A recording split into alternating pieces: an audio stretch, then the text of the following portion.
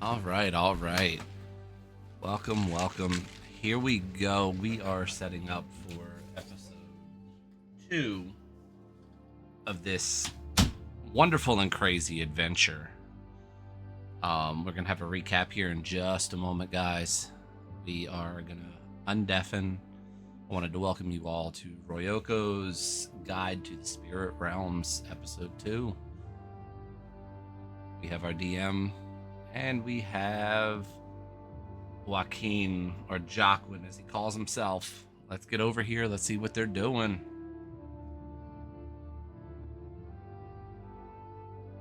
All right. You're good there, Mr. Dungeon Hello, Master. hello. Well, we left off last week, or last week before that, rather. Uh, the party started on their third day of travels. Uh, they met a couple people. Uh, the as the caravan was traveling along the mountain pass, they ran into a city that materialized from the spirit realm. You could say it sort of bled over through. A couple people that night from the caravan went missing, and the party was tasked with 50 gold per person to go and investigate and bring everybody back. Upon entering the city, they searched around a little bit. Jaquin went and investigated the market by himself, while Morose and Wrath went and investigated the tea house. Upon reaching the tea house, they were told that they have to go get some tea for the tea house proprietor from the market, and he would allow them entry. So they did so, meeting back up with Jaquin as he was in the market. And upon bringing it back, they were granted entry into the tea house where they had to perform a ceremony. And there was one mistake, but overall, they passed the ceremony test and were granted then access to where the missing people were at. They reminded them of their family back home and how much they were missed. And although the people enjoyed being here and were kind of in this state of enchantment, the party managed to break it and return them home, being declared as heroes. So, picking up uh, this week's session, or the second episode rather, we open up to the caravan. Early hours of the morning, everybody's just kind of waking up. Um, Breakfast fires are just beginning to be lit. The dawn bleeds across the mountain peaks almost like a watercolor painting. It paints the sky in hues of amber and pale jade. And this, oh, I'm sorry. Before I get into this, I apologize. We are doing a little fast forward in time. This is then leading to the rest of the days through the past, kind of stale, nothing major to encounter. There might have been one or two um, sightings of kodamas, little tree spirits along the path, but nothing worth mentioning really. Um, so then leading back into what I was saying, on the seventh day of travel, the very last day, um, the caravan camp stirs with a quiet electricity. Um, the there's just a liveliness to we're finally through the mountain pass. we're past all of our hardships, and possible dangers that we could have faced. Breakfast fires flicker, dancing shadows onto weary faces. Steam rises from rice porridge kettles, mingling with the thin mountain mist. The air tastes of wood smoke, pine, and something else that's slightly sweet but really indefinable.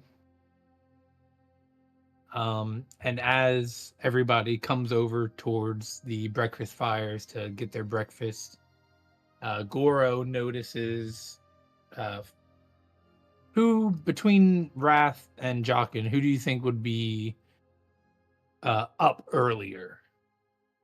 Probably Jaquin because he stands watch most of the night. Okay, I mean, so considering go ahead.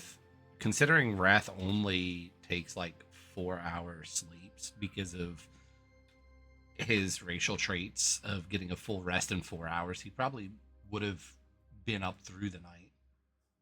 Okay, so he's probably like help setting up um, the breakfast fires and stuff like that in the morning. Correct. Okay. Um, so Goro then, as he sits down with a bowl of some rice porridge, he kind of waves you over, Wrath, and as you sit down next to him, he's like, "I'm waiting to see Jaquin, but sit, enjoy breakfast with me." My pleasure. And you guys just have small conversation. He asks you your opinion on the past, and how was your travels otherwise. And as he notices Jockin coming over to get some breakfast, he waves him over. He's like, Jockin, come, I have to talk to you guys. And behind Jockin, Morose is also following. uh, the player for Morose isn't able to make it today, but I'll be standing in for him today. Somebody So had to come get me because if not, I wouldn't get off my perch. Okay, well then, Goros. I imagine Goro would, if he saw Moros, then he would call Moros over first, and Moros would come and have a seat with Wrath and Goro, and then he's like, he looks at the other two, and he's like, where's Jockin? And as he stands up and looks around, and he sees you over on your perch, and he puts his fingers in his mouth and whistles, and it's extremely loud and catches your ear. And as you look over towards him, he waves you over. Uh, I get down and head over there. Okay. So as you come over, sits you all down. He's like, in all my years of guiding caravans, I've never seen outsiders handle spirit matters with such grace as you guys. He's like, I wanted to give you all a present, a gift for helping the caravan with that encounter a couple nights ago. And he reaches into a little bag he has attached to his waist, and he pulls out three. They look almost like small paper lanterns with a dark braided, like black cord attached to them. And he says, "These are spirit lanterns. When you are born in the spirit realm, these are assigned to you at birth. You can kind of think of them as passports, but more individualized for each person.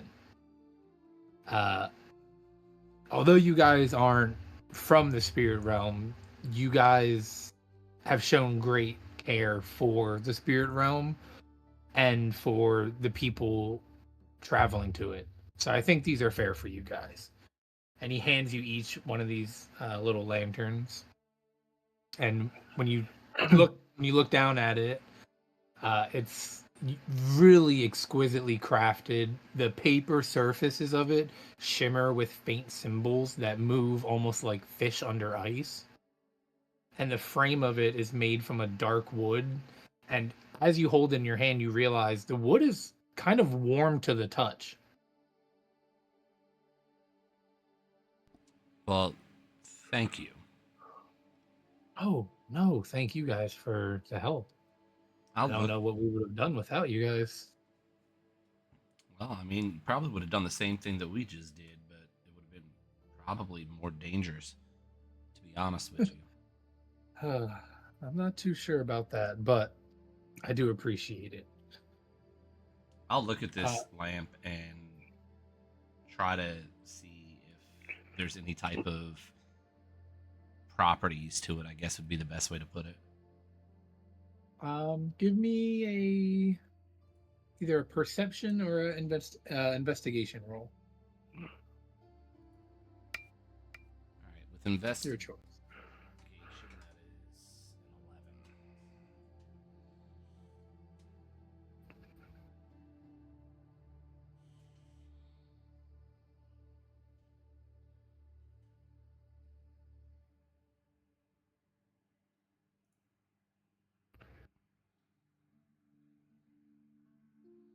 Did you roll? Yeah, I got an 11.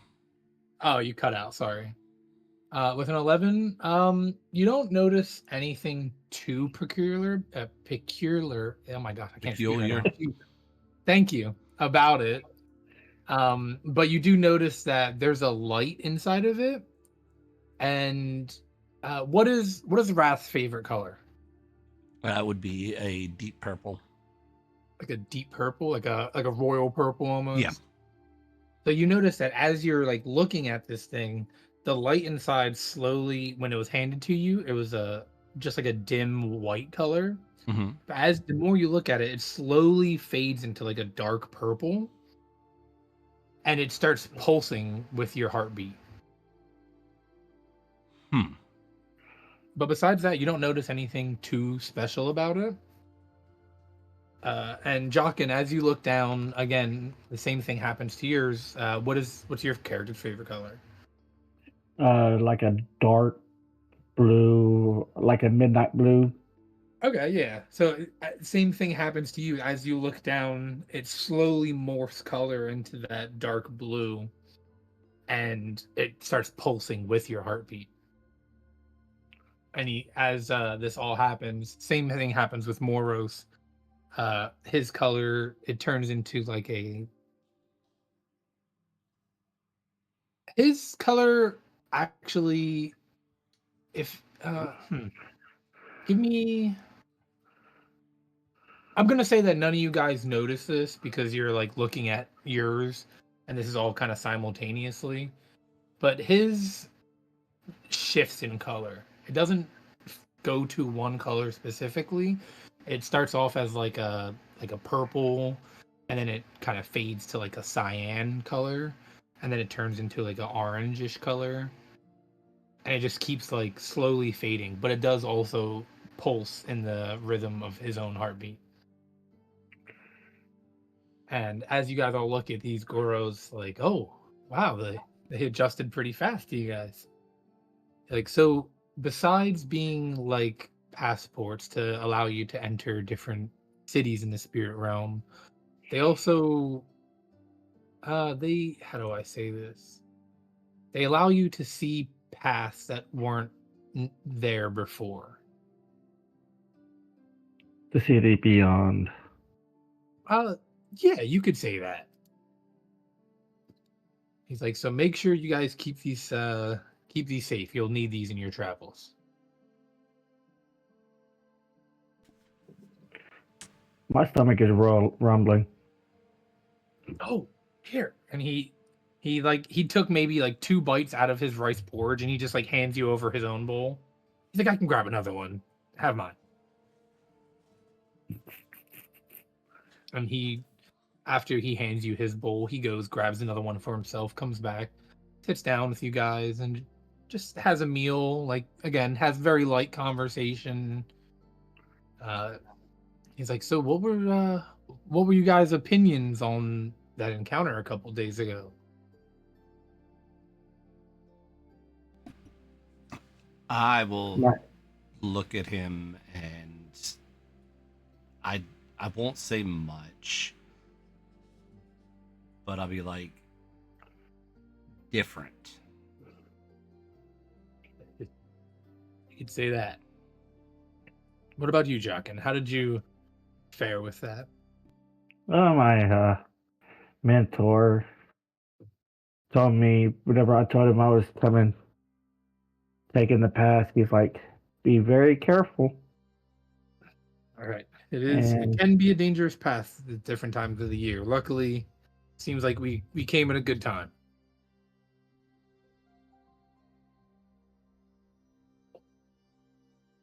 So, yeah, you guys, again, you just have some little simple conversation. Some time passes, everybody finishes up their breakfast, begins packing up for the final stretch of the journey. Um, as everybody starts packing up and moving along, about an hour or two into travel, the mountain path narrows. It's hemmed by ancient cherry trees that should be beautiful, but instead they inspire a deep, inexplicable unease.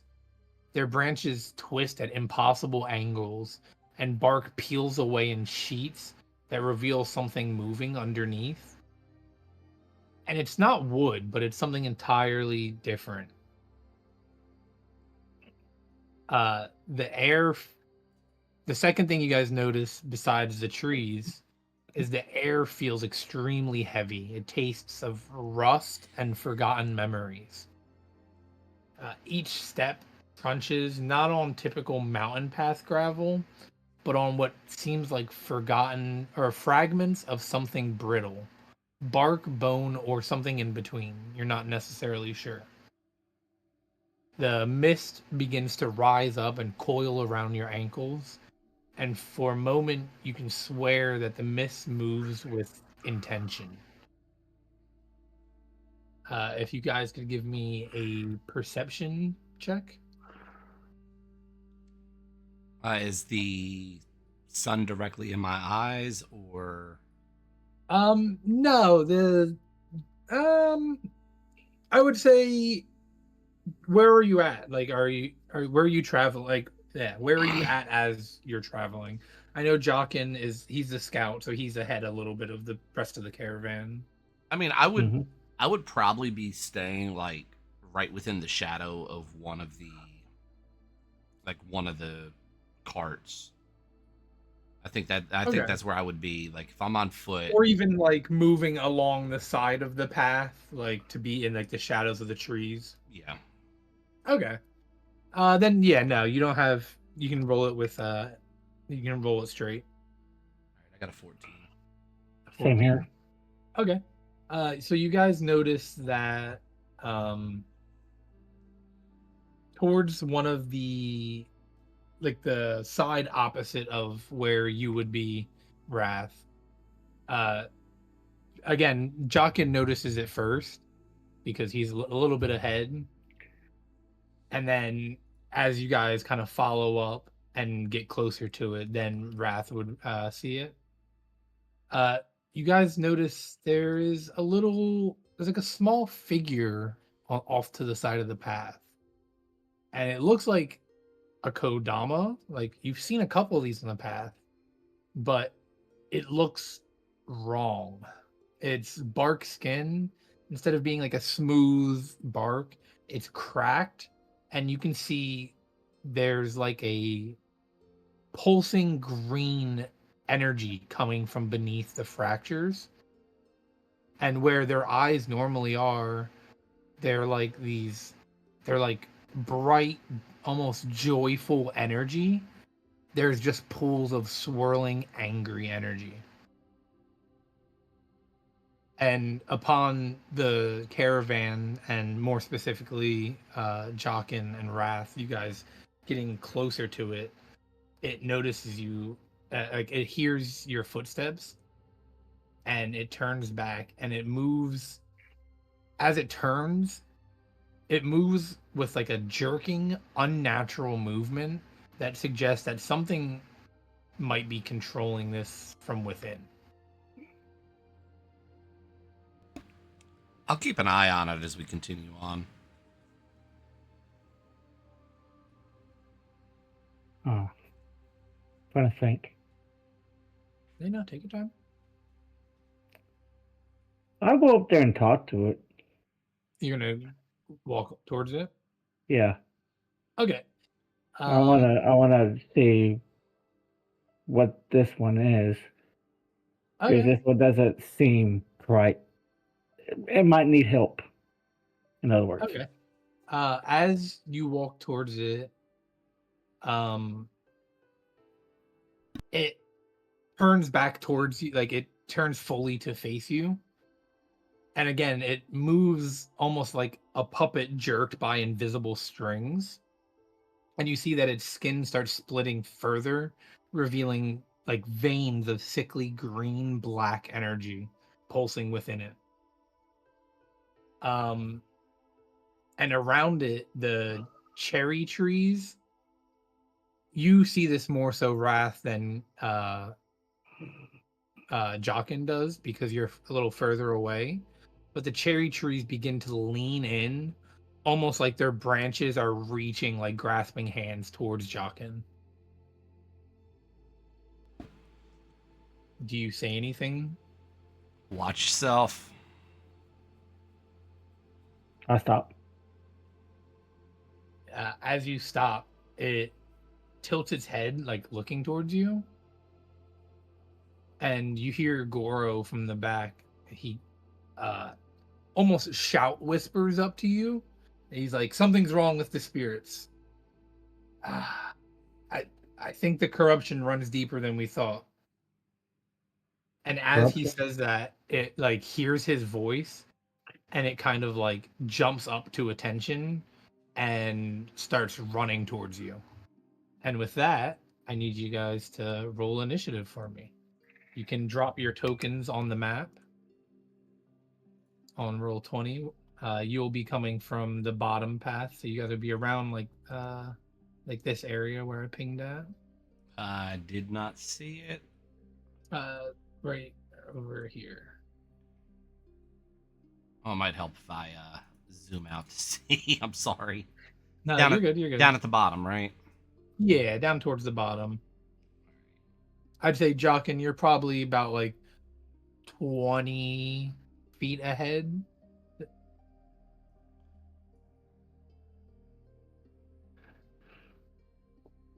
Okay. So somewhere about there.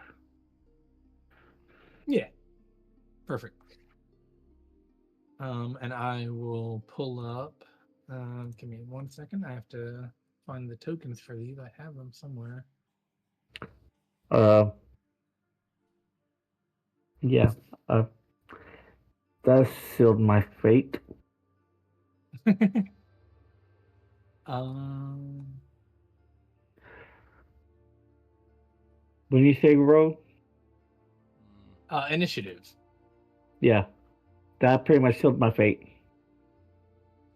And if you guys, you can actually, if you click on your character tokens and then click initiative, give me 1 second. I think I have to pull it up first.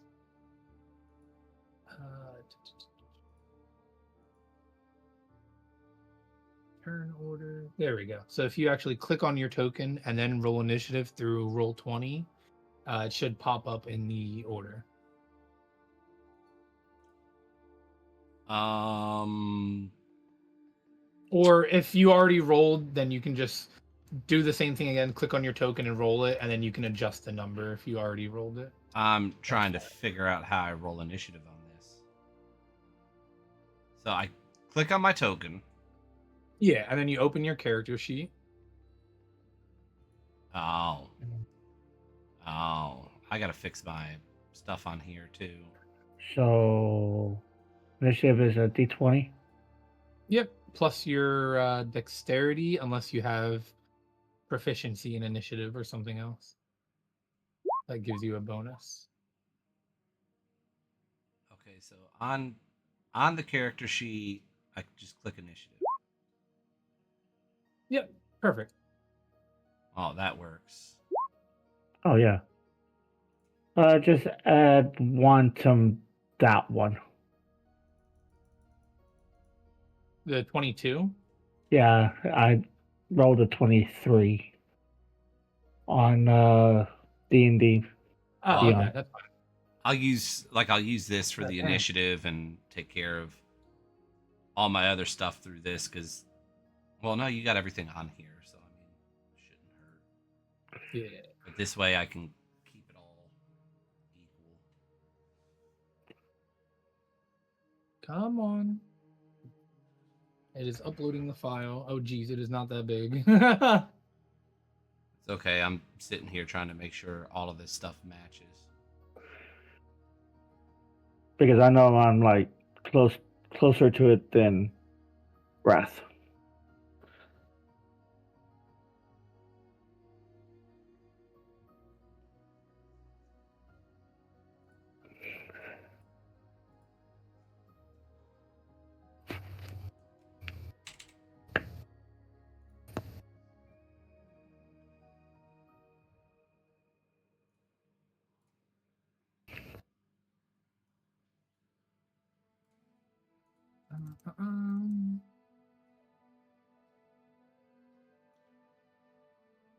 And the last one is over here.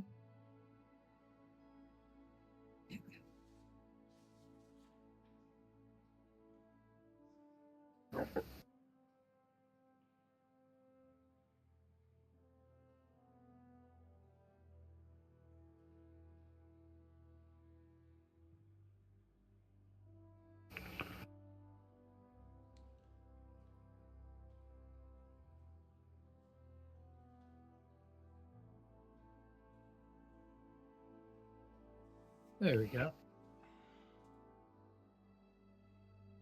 And I have to roll initiative for these guys. Give me 1 second. You're good. Boom, boom.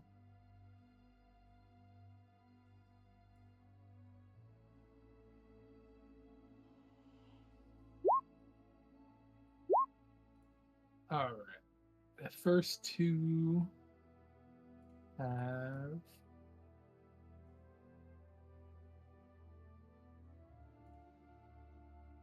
this guy's like 16, and this guy is a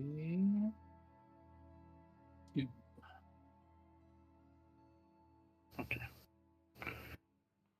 All right. So Wrath, you see this Kodama start running towards Jaquin, and you, as you see this, you also notice one of the trees to the right side of the path starts moving, and another one of those corrupted Kodamas walks out from behind the tree. What would you like to do? Um.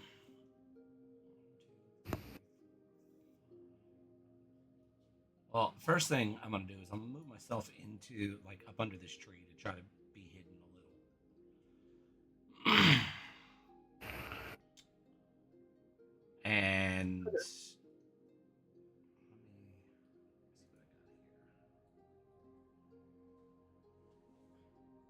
got here. I am going to just sit there and try to stay hidden to try to flank behind this entity to sneak attack.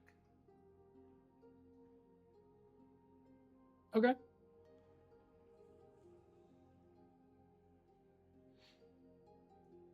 So that would be my turn right there. Okay, so you're not going to attack or anything? Well, I mean, I can only move 30 feet, so. Okay. Then we will go to Jaquin. What would you like to do as this little Kodama starts running at you in a very puppeteered, mannequin-like fashion?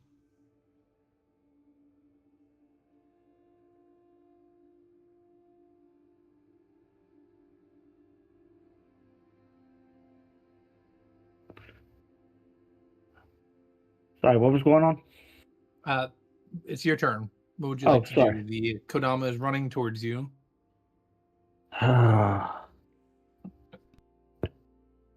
going to try to find the nearest place to hide. It's will most likely be over in this area. Right there. Okay. Give me. So how are you gonna try to hide? Just like run behind one of the trees? Uh, try to get out of sight as quickly as possible. No, I know. So I'm saying, like, are you gonna try to like climb a tree to hide up in it, or are you gonna just try to hide behind it? Try to climb up the tree. Okay. Give me a athletics check. Come on. No, I failed. A 7. Yeah. So as you go to run and like push yourself up off the tree, and the front only the front like your toes touch against the tree when you go to push off. So you kind of just like slide and like not you don't fall, but you definitely don't make it up the tree. Mhm. Now I'm going to get behind the tree. Okay. Give me a stealth check with disadvantage because they saw you run behind the tree. Well, how do I get disadvantage? Just roll 2 times and you pick the lowest number. Or you have to pick the lowest number.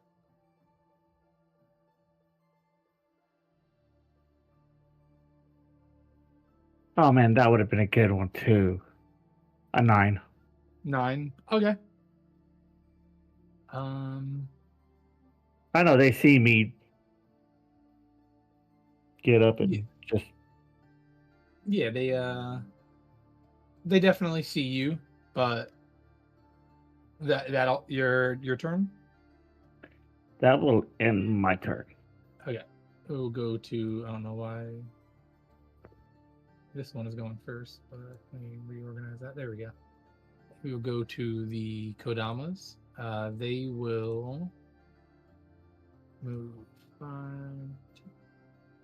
15. So the first Kodama is going to run around the tree and it is going to make a claw attack on you. Hold on, Which one is? because he's running around and he's within vicinity. Do I get an opportunity attack for that? No, he's in your range. He didn't see you go behind the tree Okay. because he was focused on Jaquin. So he doesn't see you. He's in your like melee range, but he's not leaving it. Okay. So he will. This will be a D. Give me 1 second. That's how you set that up. Perfect. Okay. Does a 2 hit you? No. Okay.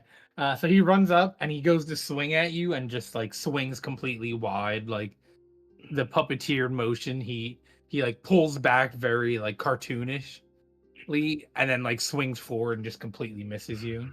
That is that goes to my armor class, right? Yeah. Okay. And then the Okay. second one, he's gonna 1, 2, 3, 5, 10. He's gonna run up here, but that's as far as he can get on his turn. And then let me move this over here. This makes everything a lot easier. I wish I had 2 screens. That'd make life so much easier. All right, he'll go to the next one. The tree, it will kind of unroot itself from the ground almost, and you hear like this creaking sound as it starts moving. It will move 5, 10, 15, 20. I'm just gonna say this one moved 1 square further down, just so they're not overlapping. So the tree will move over here, following the first Kodama's path, and that's as far as it can get. So it will go back over to Wrath.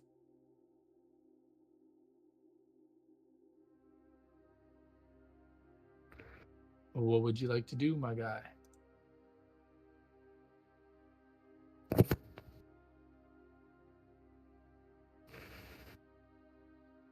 Mr. Rath? I am going to pull both of my short swords, and I'm gonna go for it. I'm gonna swing at him. All right. And he is unsuspecting, correct? Yes.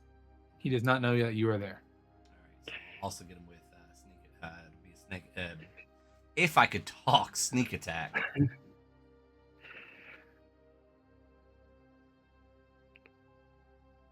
So let's see. Where'd my dice go? All right. So with wrong one.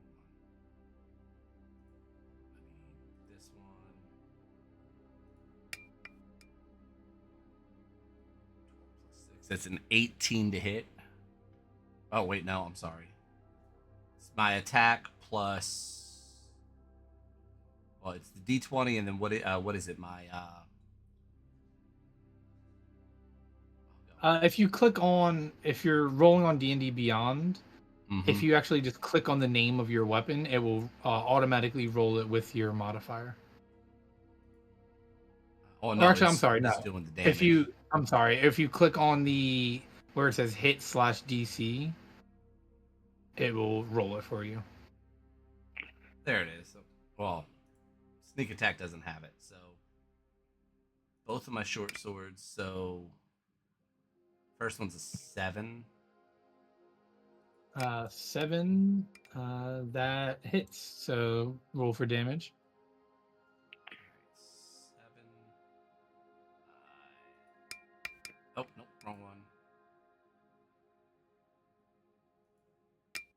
1d6 plus 4 would be a 10.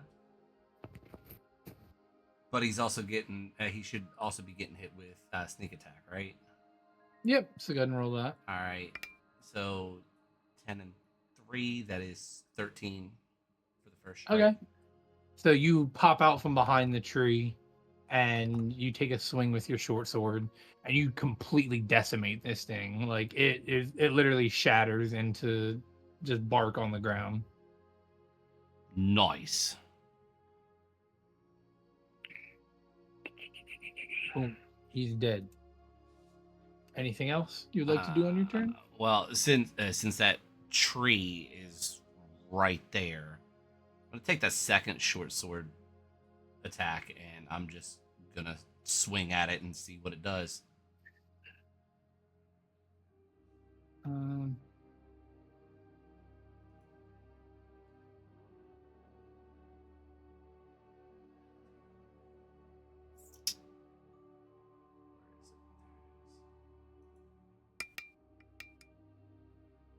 do you have? Give me 1 second. Do you have 2-weapon fighting the feat? It's automatic trait. Oh. 2-weapon fighting, actions in combat. Mhm. That's cool. So second one would be an 18 if that hits. 18 to hit. Yeah, that hits. Roll for damage. This one would also be a 10 for damage, but it wouldn't be sneak, so 10 total. Okay. You take a good old chunk out of the bark of this tree, and it grumbles very angrily. Anything else? We're gonna move back 5 feet just to try to get clearance, just in case he swings at me. Yeah, as you step back, he will get an attack of opportunity. Okay. So he will give me 1 second. I got like so many different tabs open.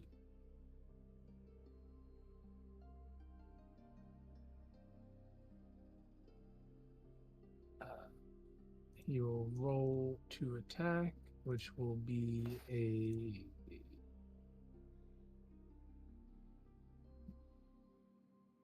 Come on. Does a 14 hit? Nope. All right, so he goes to take a swing at you as you back step away, and you're a little bit too fast for the tree, and he misses. And once you get back, is that everything? Yeah, that's all I'm doing. Cool. We'll go to Jaquin. I'm going to use my bow. Yeah. And I have a clear shot at the secondary non-tree thingamajig. The Kodama. Okay. I'm going to. Does he know? Does he notice me try to hide behind the tree? That one, I would say, yeah, he probably saw you hide behind the tree. Okay, so all three of them knew that I was behind the tree. Yeah, they have a passive perception of 10. Yay! I'm going to shoot my bow over at the north other ant. Go ahead and give me an attack roll. There's a 14 hit. A 14 does hit. Go ahead and roll the Yay! damage.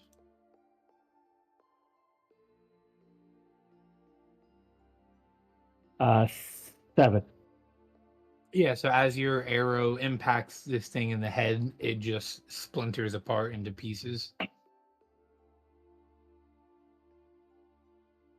And then for the bonus action, I am going to try to stealthily climb up the tree again. All right, give me an. Actually, I'm not gonna make you roll for it. As you shoot this one, and you're not actively like running away, you can kind of focus a little bit more. So you focus Okay. in and you climb up the tree. Go ahead and give me a stealth roll. A stealth roll. Please be better stealth roll. A 9. Ah. Yeah, no, it's still it kind of follows you with its tree eyes. And it's going to be like right in that area. Okay. And that's it. All right. It will we'll go to its turn. It will. Let's see.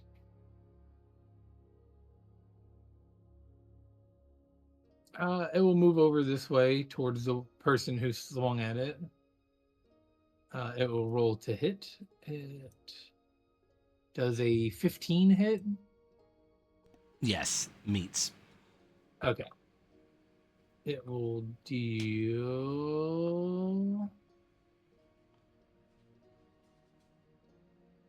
This number feels kind of high, but.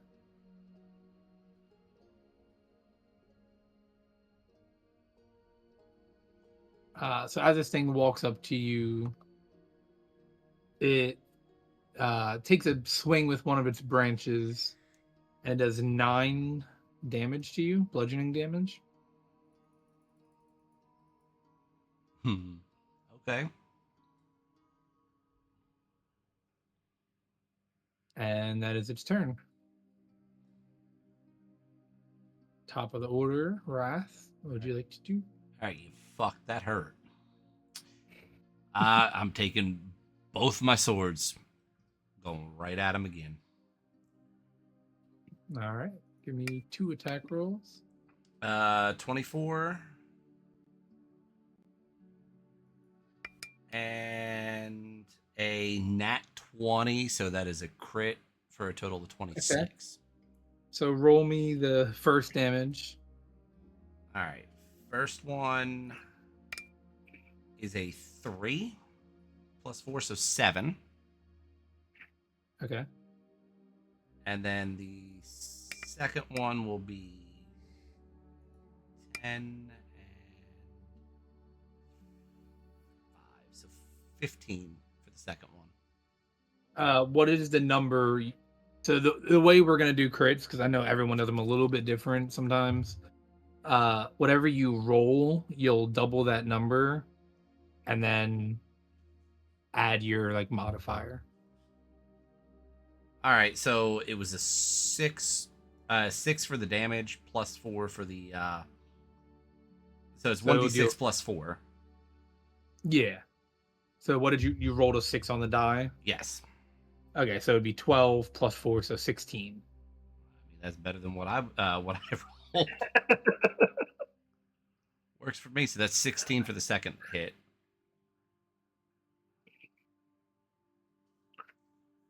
All right, you take another good chunk out of it, you cut off one of its branches.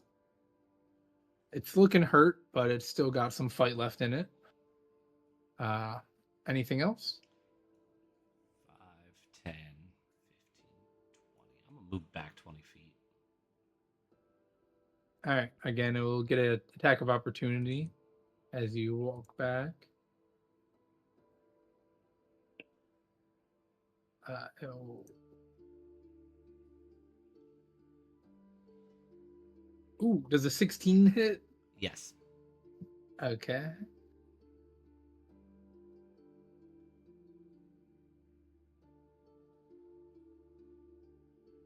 I will take another slap at you, dealing, if I could do math, 8 damage. Oh, that's not uh, good. Oh, that's not good.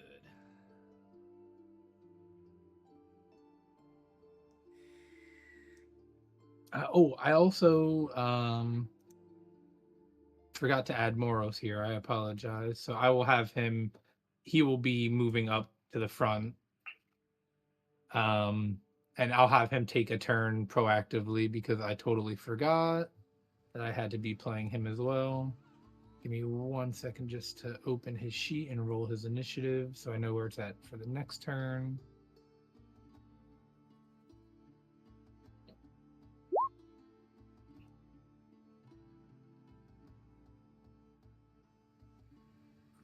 Come on. Work with me here. Okay, 10. So Moros backpedaling a little bit because I forgot because I'm not the smartest person. Moros will run up and make an attack with his mace. And it will. The first one will miss. I'll have him make 2 because you guys took 2 turns already. The second one will be that will hit for 7 damage. But then we'll go to Jaquin after Wrath's last turn.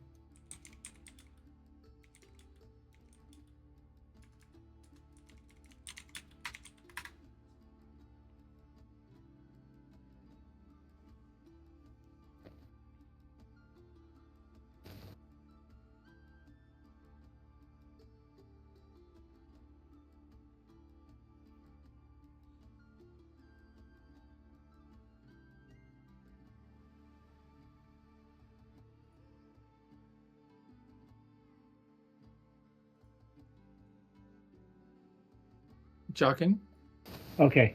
Yeah. it is your turn. Oh, my turn? Yeah. What do I want to do?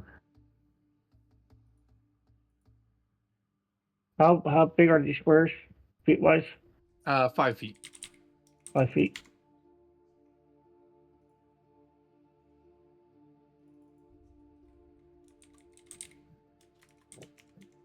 Do I have a clear line of sight to the ant? Yeah, you would. All right, I'm gonna go ahead and shoot him again. All right. Shoot him. Give me an attack roll.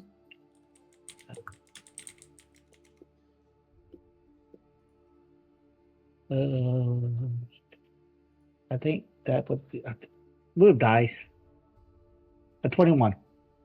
Yeah, that hits. Go ahead and roll me damage. And you can roll it with sneak attack because you have an ally within 5 feet of him. Or actually, wait, is it? Yeah.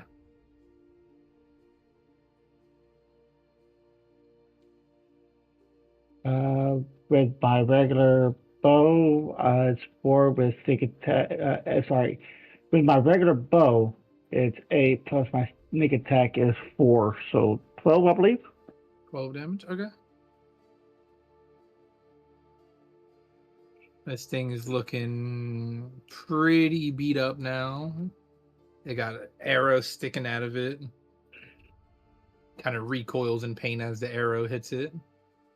And this is and by the way, this is my regular arrows, not the one that I got Yeah. in the market. Gotcha. Anything else on your turn? Um,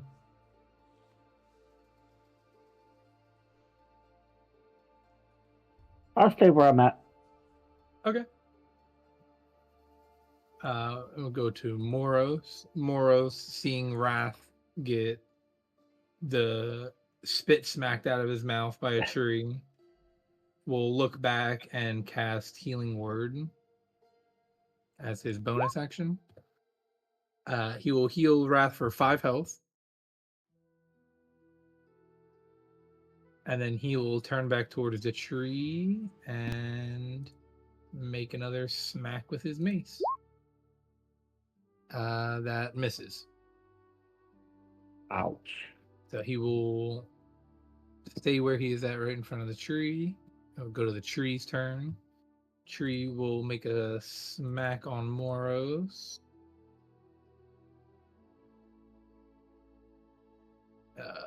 It don't think it hits him because he has really high AC. Yep. So it goes to make a smack, and Morose holds up his shield and kind of like deflects the blow away. And we'll go back to the top of the order with Wrath. All right.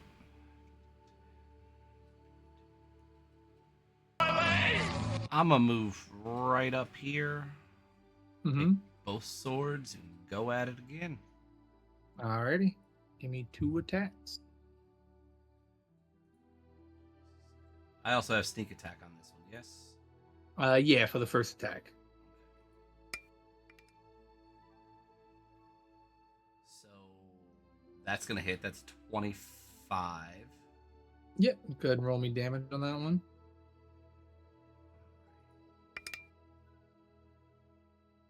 6 plus 6. So that's 12 damage total.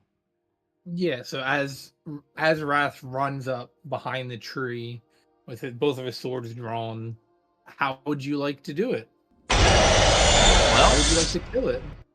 I am going to just say, don't ever smack at me again, and I'm just gonna take both of those swords, and I'm just gonna dig them right into the center, like as high up as I can go, and just slide straight down, trying to split through it.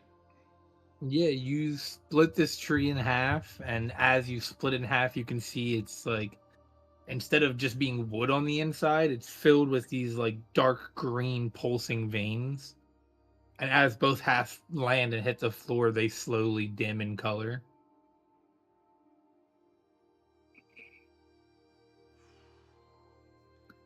And as the final tree hits the floor, you hear Goro yell out, "Are you guys okay? Is everyone all right?" No. Ow. He runs up besides you guys. He's like, I don't. This corruption is worse than we thought it was. Gee. Oh, I'm so sorry. And he comes over, and he puts a hand on, or I'm sorry, he casts a healing word. So it will be another. I'm just gonna cast it through Morose, but Morose is not the one doing it. He heals you for another 4 health. He's like, I'm glad you guys are okay. That was. We believe there is a elemental kaiju that is corrupting the lands. We don't know where it is located currently, but there are some investigations into the matter. I'll have to let someone in the city know it's worse than we thought. Pay for a trip to get over here to this city, and I have to fight through this. This is just crazy.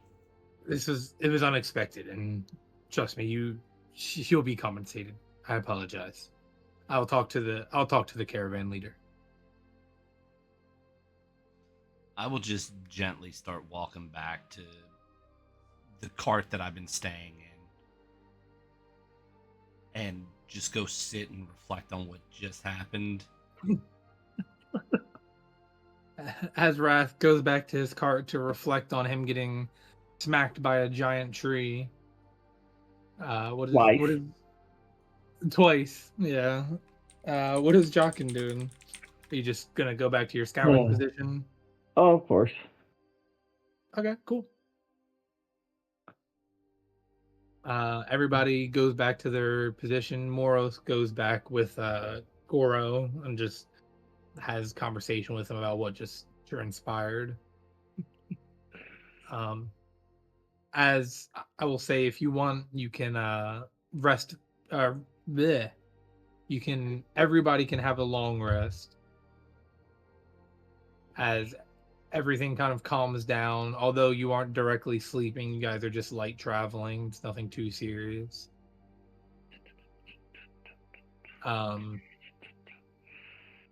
As you approach the city, or not the city, I'm sorry. As you guys continue on the path, the trees that were dead and um, almost like twisted and gnarled, they start to uh, normalize, I guess you could say, to put it easily. They start returning to what they normally look like. They give me 1 second. Trying to open this picture back up to put it back over the map.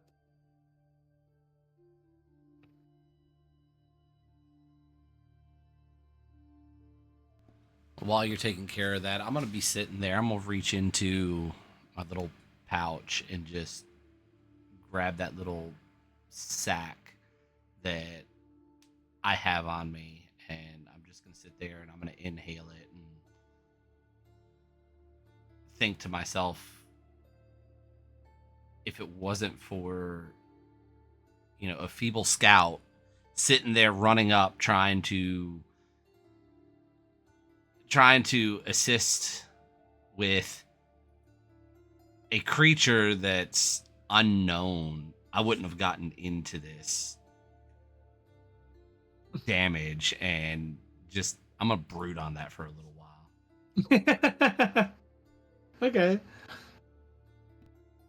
So as Above the table. I told you I'm going to fuck something up.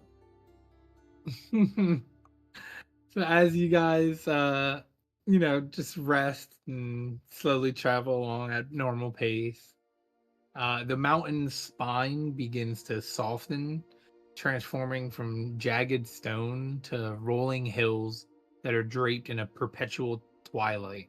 It's not day and it's not night, but it's like a liminal space where time seems to breathe almost differently.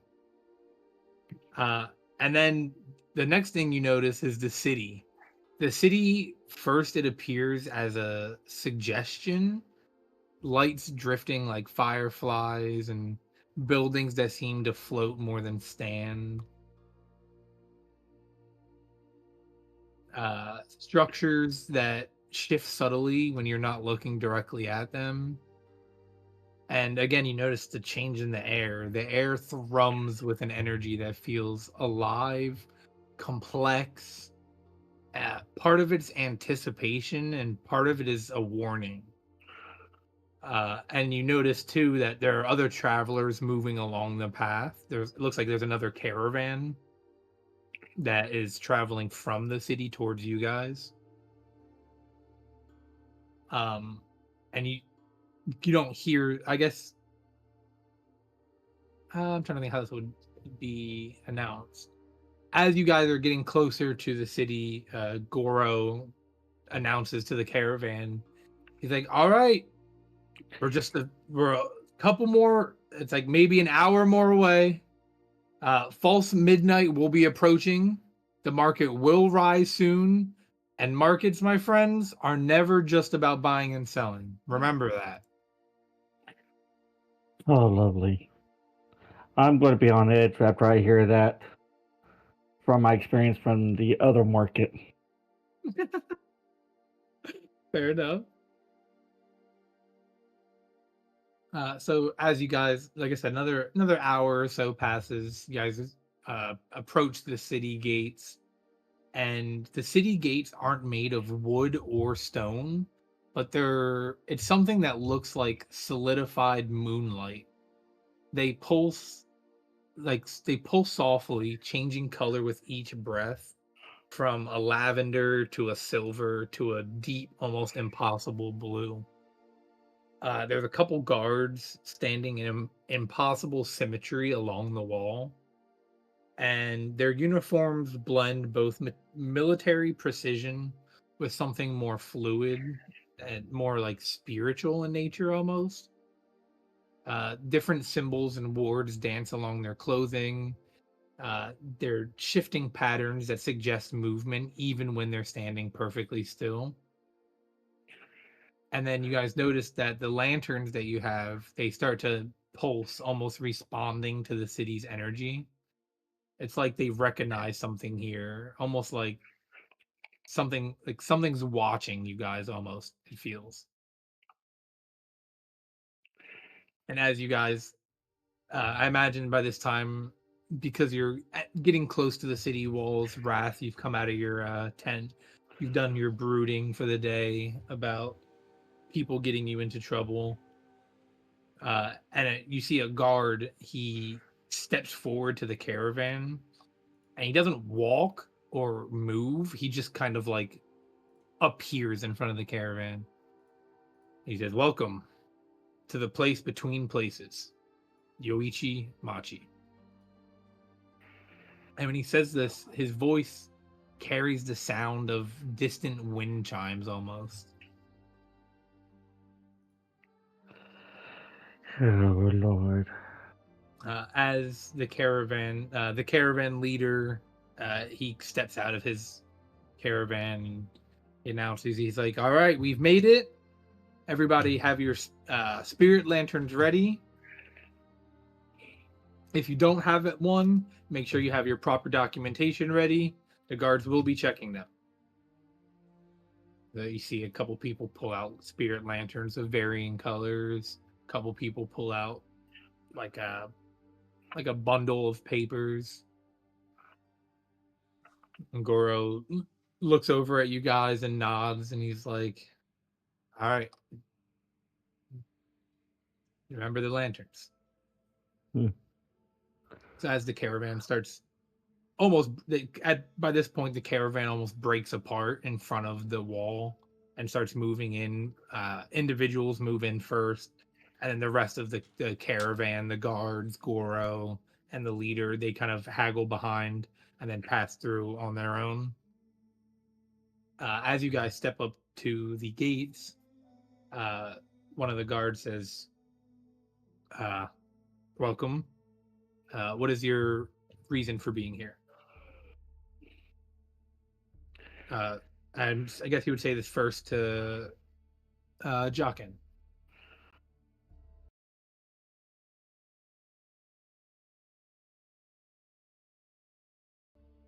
Traveling? Say that again. Traveling? In Uh, like a, not a quizzical, but not a smart aleck way, but it's like right, a, traveling. I'm just And traveling. okay. And how long do you plan to be in the city? No idea at the present time if things are going to go according to plan. Not long. Okay. Well, we'll give you a week. After that, you'll have to come speak with the council. and they will determine whether or not you can stay here longer or if you'll have to leave. Do you have a lantern? Pull out my lantern. As you pull it out, he reaches and just puts a hand gently on it, not in like any kind of like he might take it or anything fashion. He just holds his hand over it, and you see the lantern lights up a little bit from the inside, and then goes back to its normal like brightness. And he's like, "All right, you may enter." I go in. All right, next person is Wrath. Uh, welcome to Yoichi-machi. What is your business here? Business. Business. Uh, and how long do you plan to be in the city? Till the business is set up and running properly.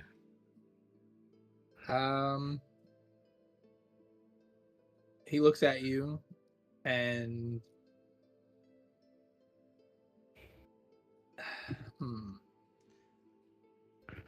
I'll just stare straight in his face, not giving any tell.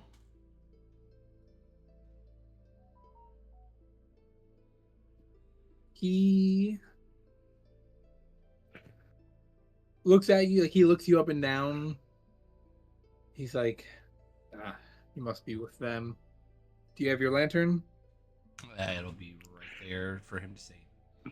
And he holds his hand out. He's like, we've given you a week of passage into the city. After that, you'll have to see the council.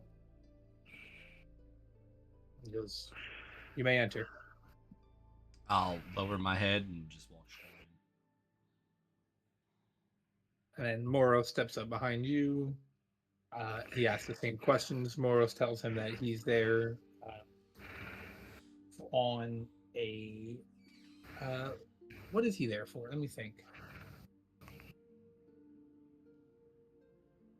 Morose tells the guard he is there to help the grieving. And the guard gives him a quizzical look. But then doesn't second guess it or anything. He's just like, okay. Spirit lantern. And he basically gives him the same shtick he has, because when he asks how long he's staying, he's like, I'm not sure. He's like, okay, we've given you a week of passage. Holds his hand out to the lantern, and then steps through and joins you guys. Where would you like to go in this city? What would you like to look for there? I need to find a library. A library. Yep. Okay, so as you guys enter the city, you see there's a street post sign that points a couple different of the big buildings or different structures of the city out. One sign points to the trying to find the name of it. I have all these written down.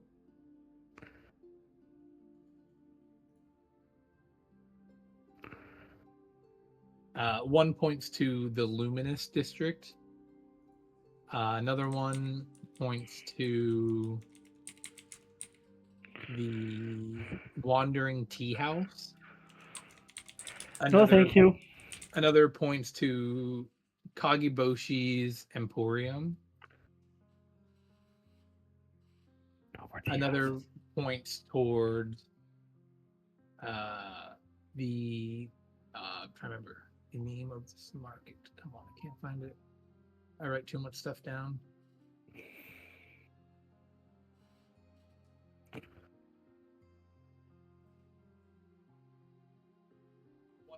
It is called the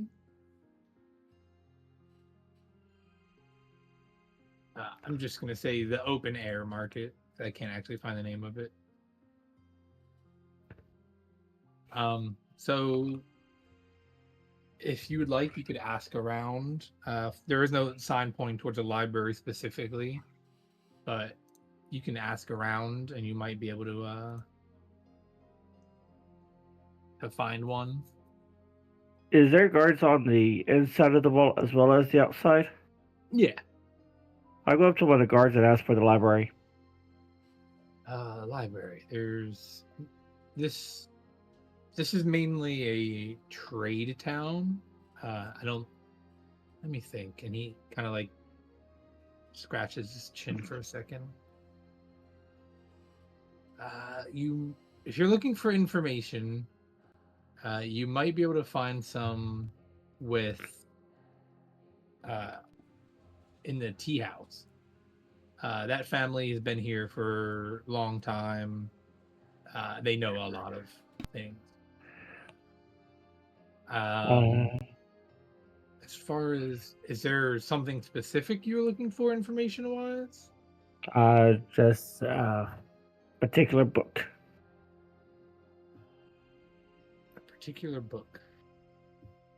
And that's actually the name of the book. A particular book.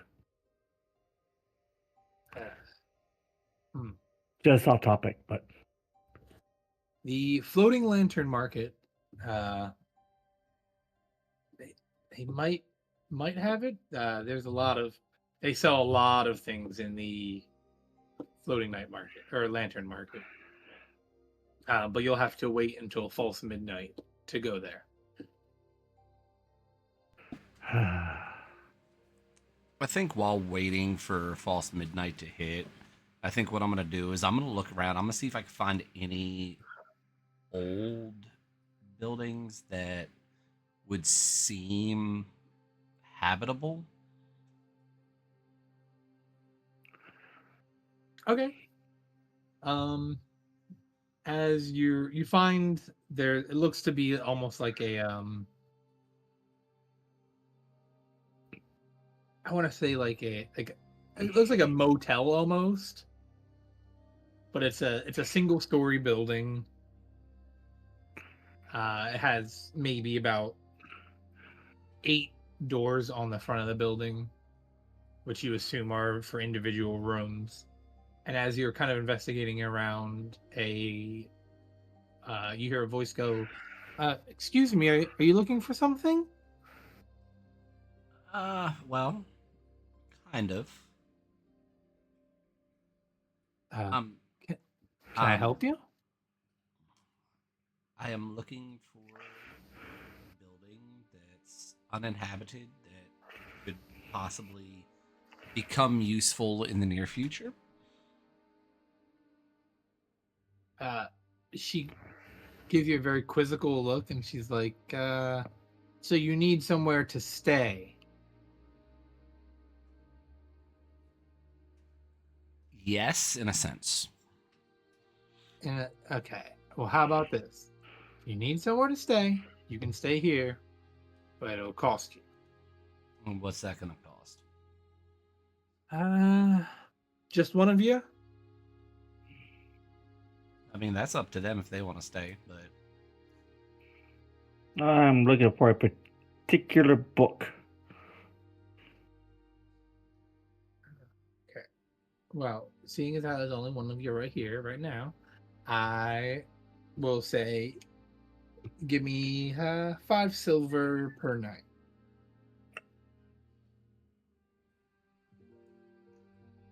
7 nights. Actually, make it 2.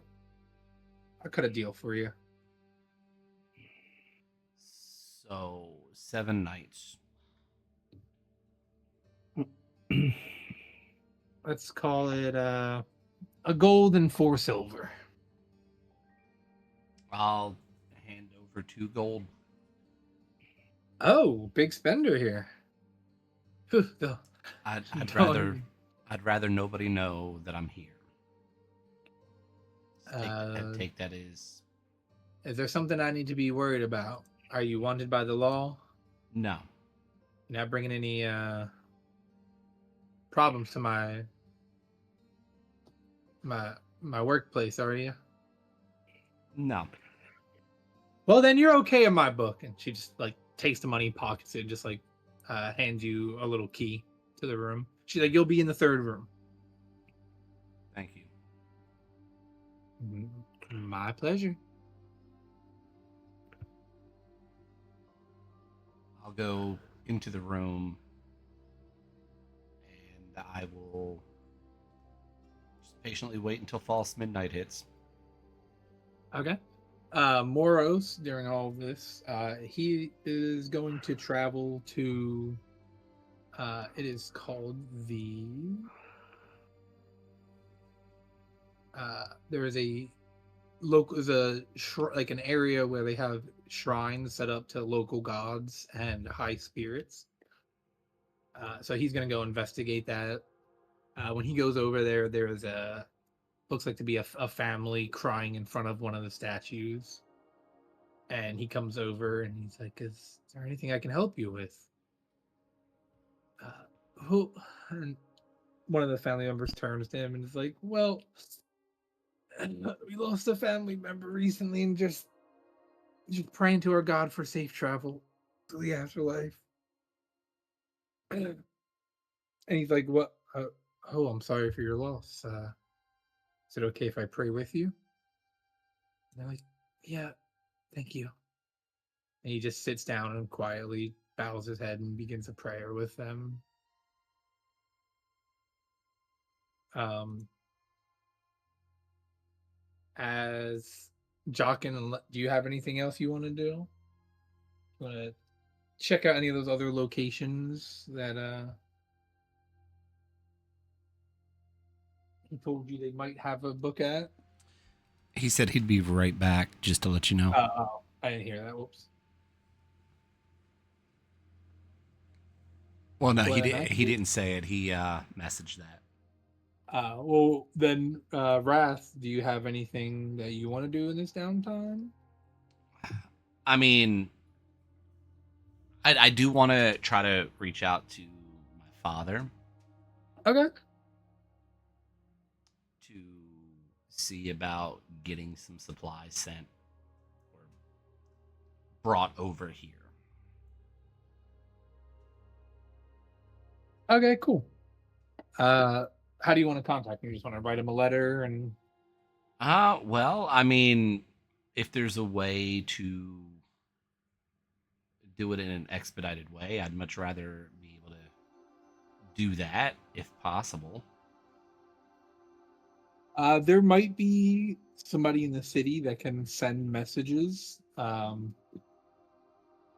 an expedited rate. There is like a post office, but this is a very big magical city. So there might be somebody, if you want to investigate later, who might be able to send him a message for you. Well, I mean, maybe I can go do that while waiting for false midnight. Oh I, yeah. I mean, Morose is out there taking care of whatever Morose is doing. I don't know what Jaquin's gonna do, but I think I'm gonna try to go do this. Is I do want to try to start getting things lined up for what my purpose is here in the city. Right. So I think I'm gonna go and I'm gonna investigate and try to find somebody that can find a way to communicate quicker. Okay. Give me a, let's say, investigation or perception. Your choice.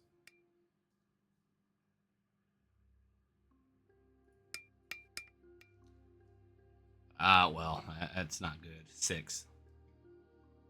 Um, it takes you a little bit of time, but you eventually stumble upon a store, um, and there's no name on the front or anything like that. It is just like a glass ball, and as you look at it, there's like faces that are like shifting inside of the ball. So you like maybe I'll look at it quizzically.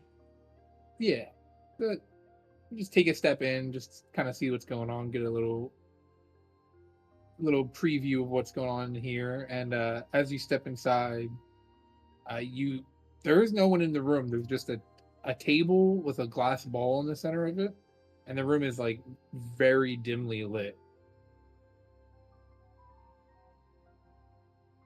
I'll call out and see if anybody answers. There is no response, but you do realize as you step a little bit further into the room that there is a chair on either side of the table. I will take a seat, and I will sit and As, wait. okay, as soon as you sit down, the the shadows that hang like low to the ground sort of start shimmering and like shifting, and a form slowly like apparates into the chair. They're like, oh, this a visitor. What can I help you with?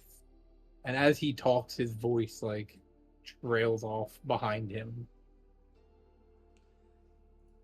I'll look around for just a second, and then I will just say, I need to contact my father. Oh, you're looking to get a message out. I Yes. see. And who who is your father? His name is Wrath. Rat. Hmm. And where's your father located? Mesa Bareze. Man, oops, that's you're far away from home, aren't you? Absolutely. Huh. Well, uh, let me see. And he holds his hand over the crystal ball for a second, and it sort of it first it glows like a dim white color, and then it slowly shadows start leaking like into it from the edges, and through those shadows they eventually spread, and you see the face of your dad. He's like, is this the man you're after? Yes. Ah, and what do you need to tell him? I've made it here to Yoichi-machi. I need some supplies brought as soon as possible so we can get the guild initiated here. I also need some more of the nightshade so I can start taking care of myself. Hmm. Anything else? That I'll be talking to him again soon.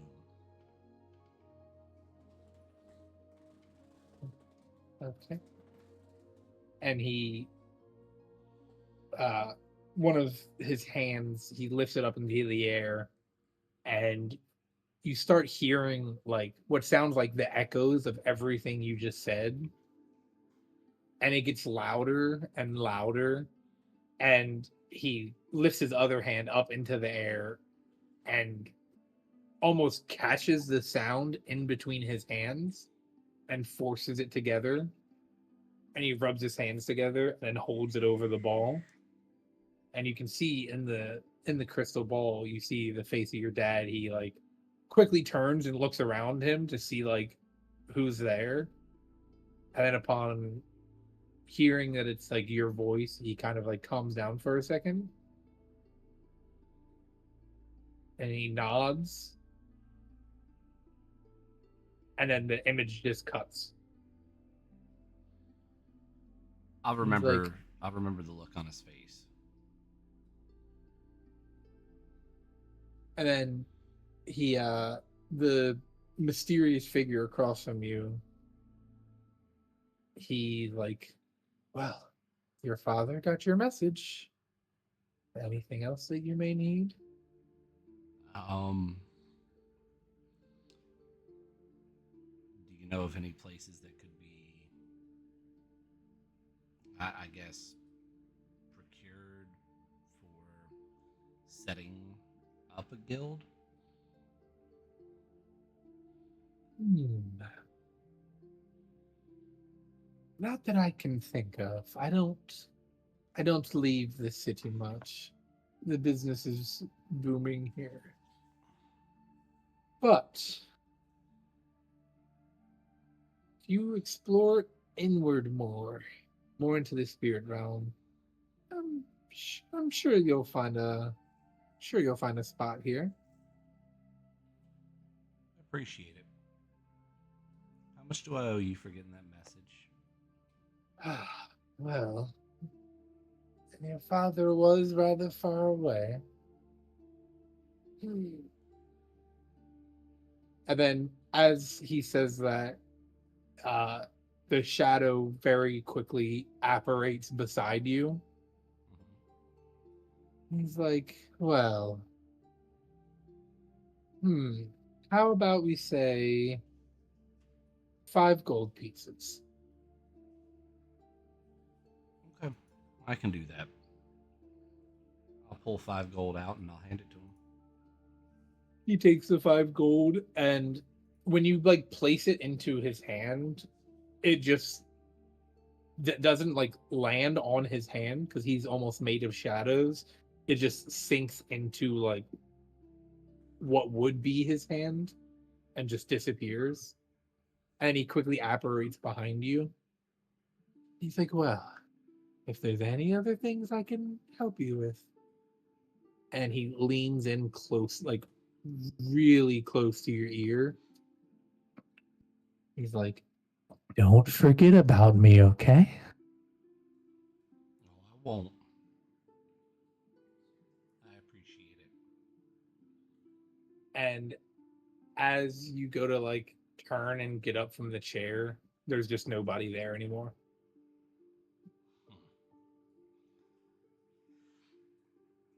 I will slowly walk out of there and I will make a mental note to myself of this particular place and of how that worked.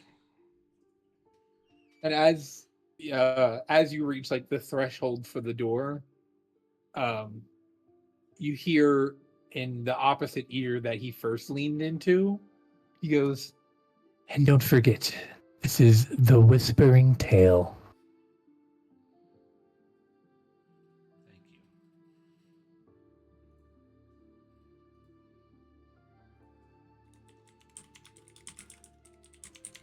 And then, oh, excuse me. We'll cut back to Jaquin. Oh, excuse me, geesh. Would you like to investigate any of those places that the guard recommended? Or you kind of just peruse around the city? I will go to the tea house. Okay. I hate the tea house. As you walk towards the direction of the tea house that the guard pointed you in, you notice outside there is what looks to be two young Tanuki, uh, and they are chasing each other around outside. And then one of them looks like they're carrying like materials almost. And then one of them runs inside, and the other one follows them, and they're just like laughing to themselves.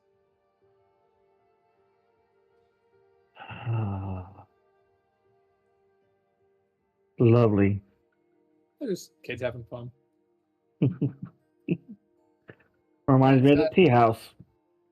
Yeah, as you step inside, you're greeted by what looks to be more elderly Tanuki, probably in their like later years of life.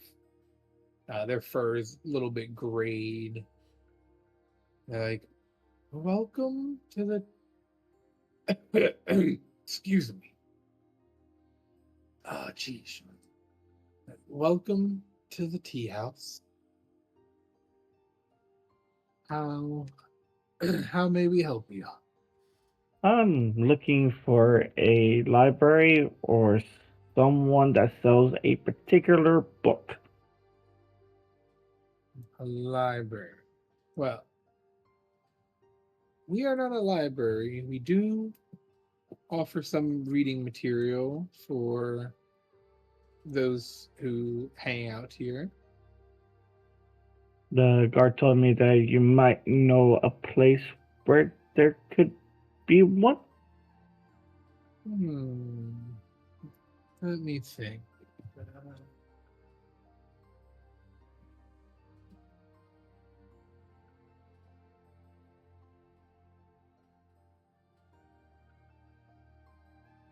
Uh, there might be a library in the next city over, but here, not that I can think of. It's just there is. It's a lot of like this is mainly a merchant city. We have we might have like books for sale that are more rare or magical in nature, but I don't think there's a library here. Is it in the open air market, the bookstore, or a stall?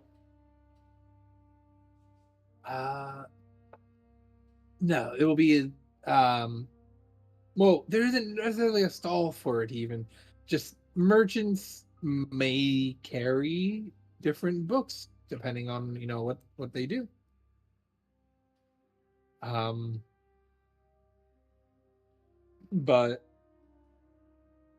there's no one, as far as I know, there's no one here that specializes in books. If it's a magical book you're looking for, I know there's a couple people who deal in magical papers in the or the floating lantern district. There is, I know there's a mage who inscribes things in the lantern district. Um, but again, no one that specializes in it. Hmm. How much is the tea? A cup of tea?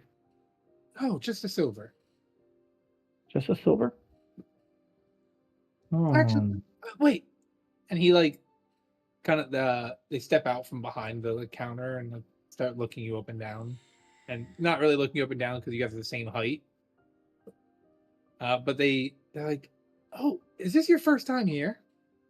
Yes. Oh, welcome to the city. Welcome to the city." And he's like, the tea's on me today, okay? Okay. And he goes behind the counter and starts brewing a little like pot of tea. But they're like the pot. You notice the pot is like miniature size. It's like personal size teapot. It's like, well, what brings you here? Trying to find a particular book. Uh, Content unknown.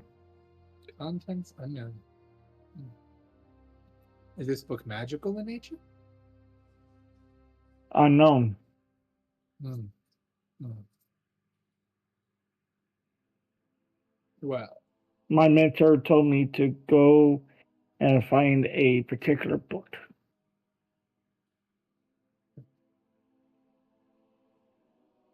well, I can't think of a book that is particular off the top of my head. I did once read this book about there was a dragon and it fell in love with a human and yeah, let's not talk about the ending of the book. But yeah, I can't think of anything specifically, but and then the kettle starts going off behind him. He's like, "Oh, let me grab that for you." He goes and grabs tea and pours you a cup.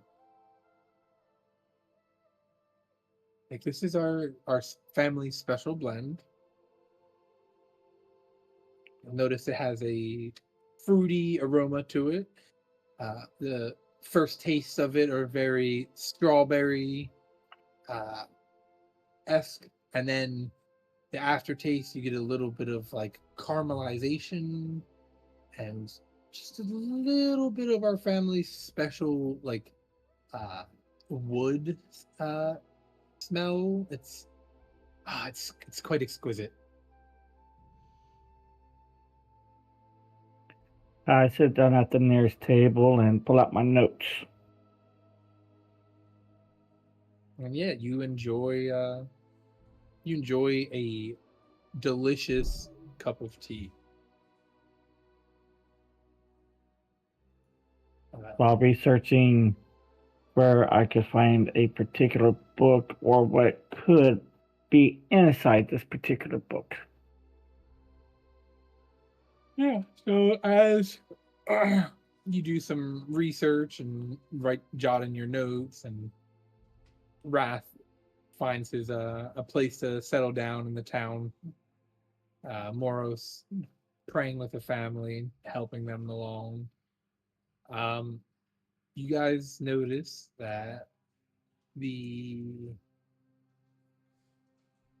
the sky, it doesn't change, but it transforms in almost an instant.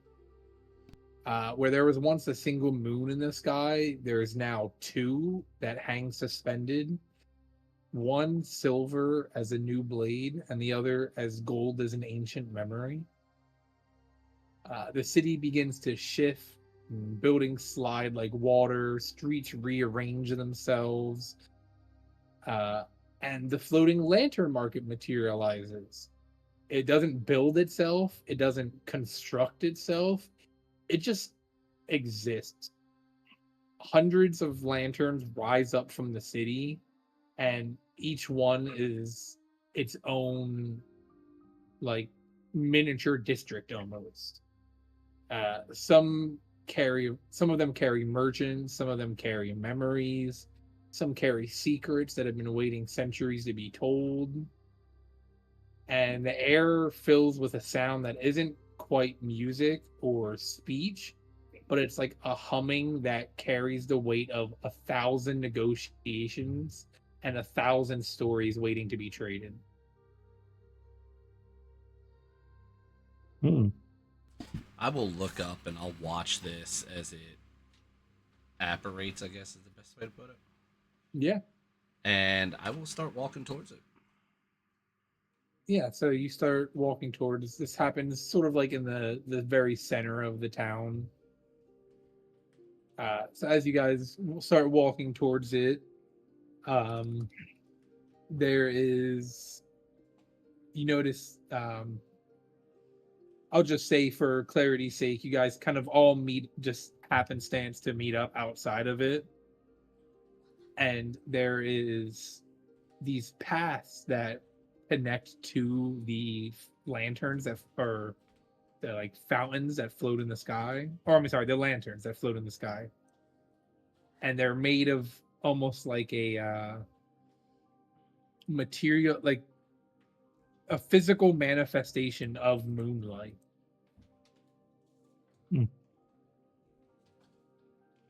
And they all there's one main one that leads up to the first lowest floating lantern, and then as you look up, there's like it just spreads out like a spider web to like there's hundreds of paths that lead to all different parts of the market.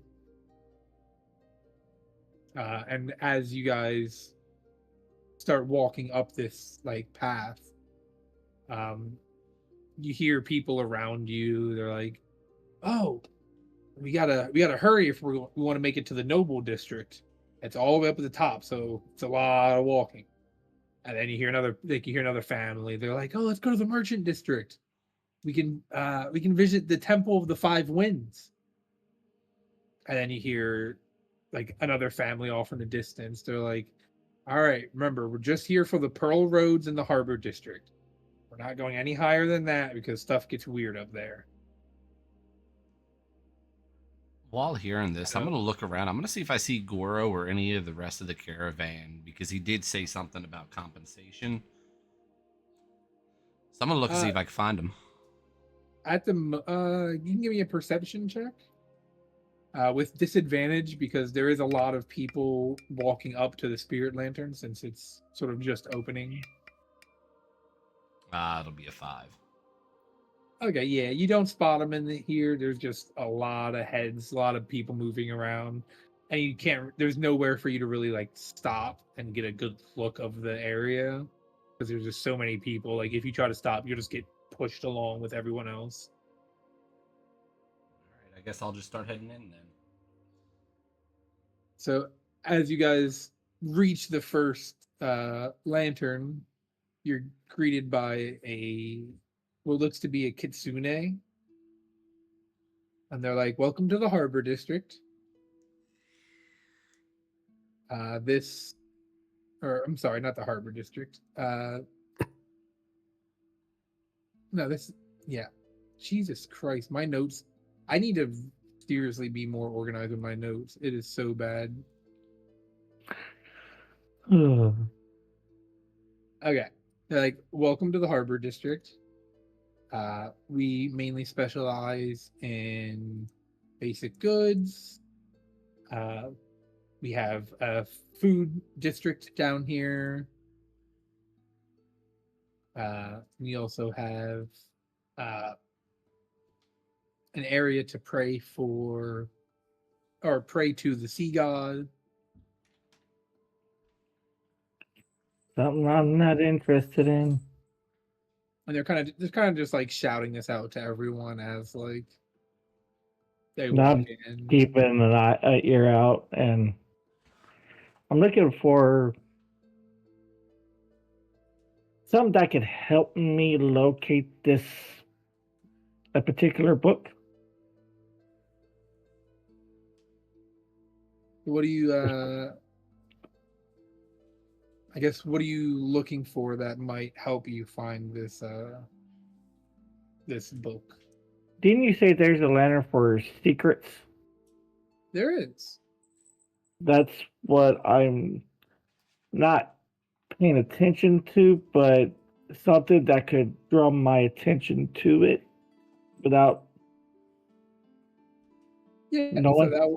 that is up on the second main district of the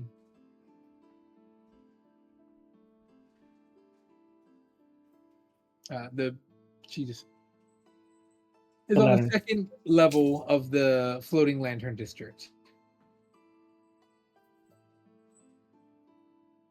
I'm continuing going up to the second level just to see what's up there. Is there anything that you want to check out down here, Raph? Or you kind of just I'm gonna look around. I'm gonna see if I find any like vendors with plants. plants? Yes. Looking around, there's a lot of very like basic things like you see a vendor selling spirit ink. You see another one selling what they call ghost light candles. You see a couple as you're like wandering around, you see off in the distance there's like a food district where they have dream spun cotton candy and moon touched fruits. But as you look around, it doesn't seem like um, there's any plants being sold here. This is more of like it's like the tourist district almost. They put all the stuff that'll catch people's eyes and is cheap down here. All right. Well, then I'll just continue on to go towards the second. All right. As you guys walk up to the middle district, it's a little bit more thinned out, not as many people. Looking around again, you guys both see there's an item that sells spirit compass, or a shop that sells spirit compasses. There's a shop that sells whisper scrolls. There's a shop that sells bags. You don't know what's special about them. It just looks like bags, like cloth or like knapsack bags. I And then you go ahead.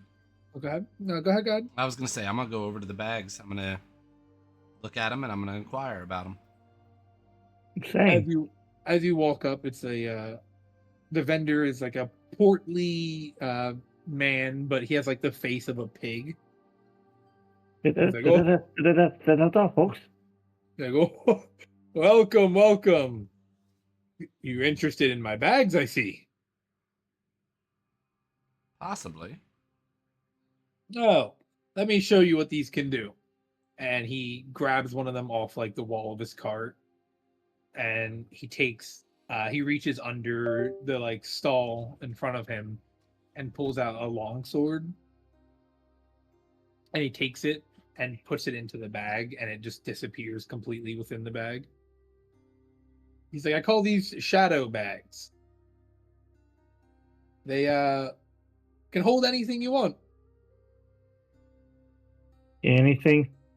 Anything. Except for liquids. Don't do that. Tried it once, didn't end well.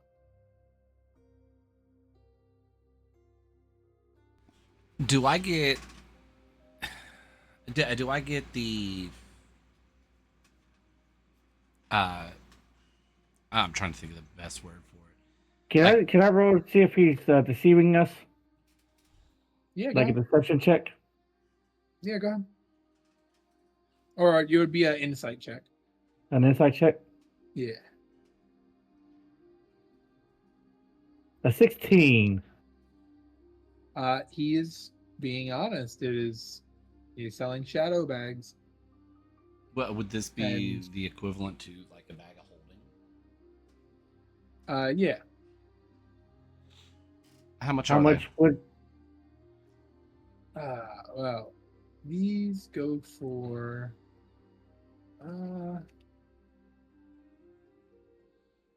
say 200 gold. Have to keep that in mind. can I try to talk to him, see about persuading him to come down on the price? Uh yeah, what do you say to him to try to persuade him? Like, Try to use my charisma as the little short guy. And try to tell him, I, I don't have 200 gold. Uh, I only have 1 gold. Maybe 10 if I'm lucky. you're in the wrong district for that then if you have no gold. And then he just like, upon hearing you have no gold, he just completely like turns his attention towards Wrath and almost ignores you. Like, what about you, friend? Are you interested? I mean, 200's a little pricey. I ain't got that much. I'm gonna keep this in mind, and I'll potentially be back in the real near future. I will potentially see you again, friend. Have a great one. And he goes and hangs the bag back up in the wall and starts trying to like peddle other people over. And what was the other one that you were gonna say something about? Oh, you also see there's a couple stalls. Some of them are selling clothing. Some of them are selling brushes, like they look like paint brushes almost. And then you see a store that has a sign hanging over that says "Bottle up your emotions."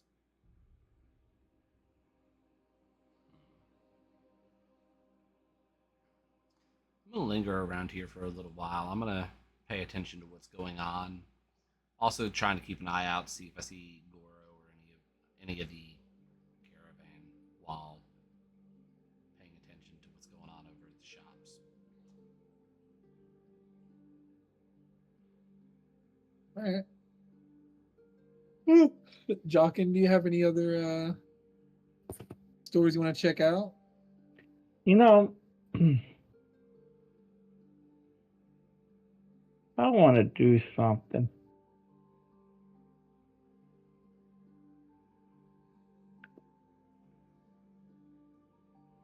I know he put. I know. No, no, no. I'm not going to do that yet.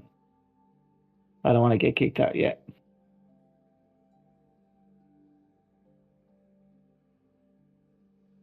I want to hide inside of his stall just to keep an eye on that vendor.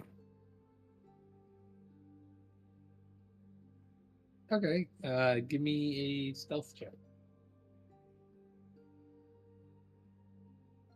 A 19. Okay. As you sort of find a little hiding spot in the stall, uh, the shop owner comes over to you and he's like, "Can I help you?" Shh. Uh, this is my shop, right? Yeah, I'm just trying to see. And he like squats down next to you and he's like, "What are you trying to see?" I'm trying to see. And Give him a riddle. after that, he literally he just looks at you. He's like, it's always the weird ones. And he grabs you, but like literally grabs you by the back of the shirt, picks you up, and puts you outside of his shop. It's like, have a great day.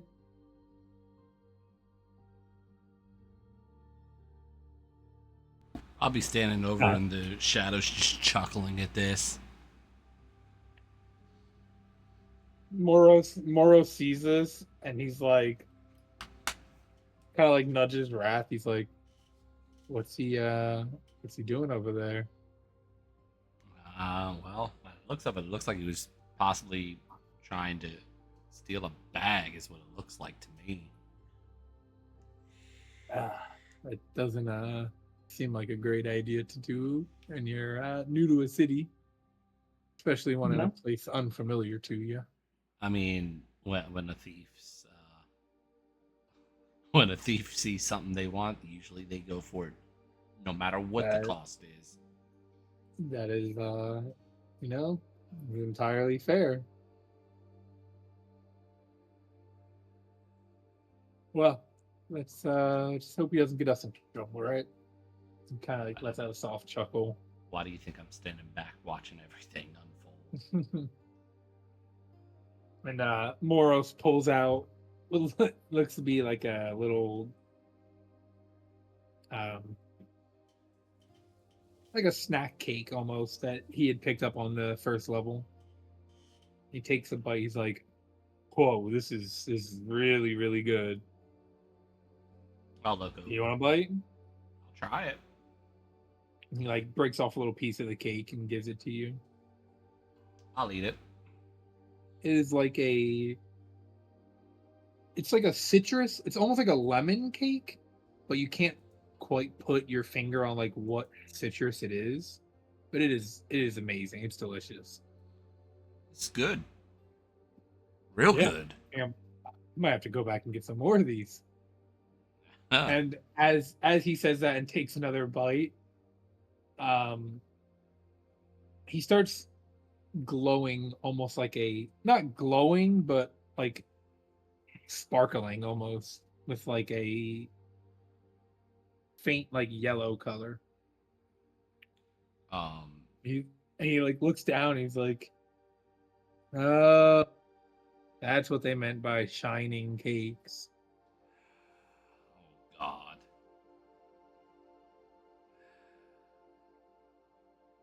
Oh, we're not gonna And, miss you. and then like as you say that, you start like sparkling a little bit, but it's not as like Oh, bright. son of a bitch. He's like, "Well, guess we're not missing you either." Fuck. And as you guys are sitting there laughing, you guys, everyone hears Well, first thing you notice is the platform that you guys are on. It starts like shaking very slightly, Hell. like nothing too serious, but you do notice the movement, and then you hear a voice cut through the air, and you just hear, "These are nothing but shadow woven lies. The contract was clear. Twilight threads from the Mountain's Breath region. These are nothing but cheap market replicas." I'll look over to where the sound's coming from. It I seems will like, try to scamper up to see where the sound's coming from. yeah, so it seems like the sound is coming from the one of the upper levels of the market district. Well, I guess I know where I'm going. And I'll start heading up. Morose tags along with you. And as you guys get closer and closer, like the yelling continues. And as you get closer and closer, you see there's a kitsune who is dressed in layers of shimmering fabric that seems to move independently of her own body. Her multiple tails are currently rigid with anger, each one crackling with potential magical energy. And you see the person that she's yelling at is Goro. And she's like, "I was promised the Twilight Threads. Instead, I received nothing but illusions and insulting fragments. What is this?" Hey. And like they're in their own like conversation, and you just hear Goro, he's like, "Akira, please. Public accusations can destabilize the entire market's energy. Perhaps we should discuss this in private. Maybe with a bit more discretion." And she goes, "Huh, discretion? The Whisper Syndicate has crossed the line with this one. This wasn't a mere misunderstanding. This was a calculated theft."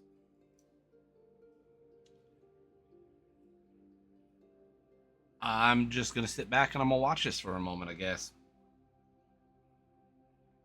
And you guys see Goro, he's like, "Okay, listen, we I, I will settle this. You will get your threads so you can continue with your business. This doesn't have to be a big problem." And you see her, she's like, a, a big problem. This is my livelihood. You know what? You have 2 days. I'm just going to start shaking my head. I know where this is going to go. I do too. And she turns and storms back into her store. And you notice that like the first 2 levels, they were like the first level was more like food carts and like very small carts set up by individual merchants. The second one, there were still carts, but they're a little bit more elaborate. They had like walls to them where they can hang up stuff on the walls. But the third level is like full buildings. So she like storms back into her store, and Goro just sits there, like he puts his hand in his head, like his head in his hands, and he's just like, "I just wanted an easy life." I'm going to go up to As he looks up, he immediately like catches glimpse of you guys. He's like, "Oh, surprised to see you Except here." for the short one. What'd you say? I said, except for the short one. Uh, no, it's nice to see you. What type of trouble did you get yourself into? I did not get myself into any trouble. I'm being a mediator. That didn't sound like mediation. That sounded like you fucked up. So let's. No, let me explain to you what happened. That was Akira. Akira what is her last name? I have it. Her name is Moonweaver Akira. She is one of the highest ranking merchants known in this town for trading in rare spirit touch textiles. Um, there was a deal um, that went down where she was promised, as I'm sure you've heard, her Twilight threads, and they were not real Twilight threads that she was given. Hmm. So, being the mediator, I am trying to figure out who basically scammed her.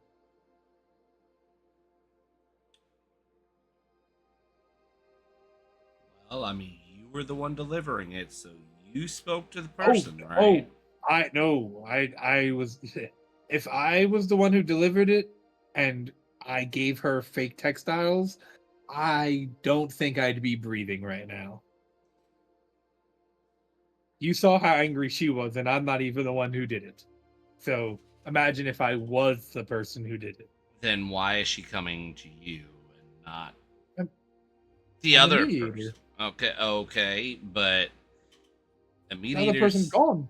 Okay, and where's this other person? Like, where would they have gone? I will have to figure that out. And you can tell, like, he's not trying to hide anything from you. He's not being shady. Like, he's being 100% honest. Well, it's good to see you. I was gonna ask you about that compensation you mentioned. Oh, yeah. Um, Here. He reaches into his pouch. He pulls out a little vial that's, like, filled with a red liquid. He's like, here, take this. And he hands you a greater healing potion.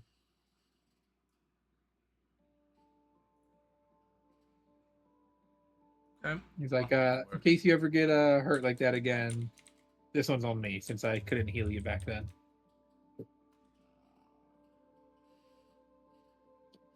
Right.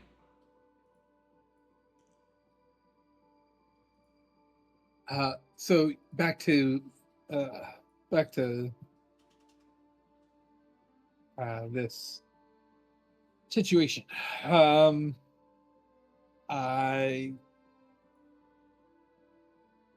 need to figure out who did this. He's kind of like thinking to himself out loud. He's like, she did say the Whisper Syndicate. If the Whisper Syndicate's involved in this is going to get a lot more complicated than I thought.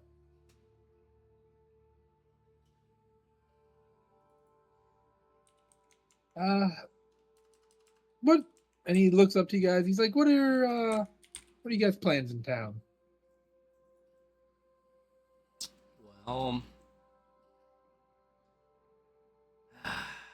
I guess I'm gonna try to help you get out of this pickle. I That is not necessary, but it is appreciated. Um, Let me think. Maybe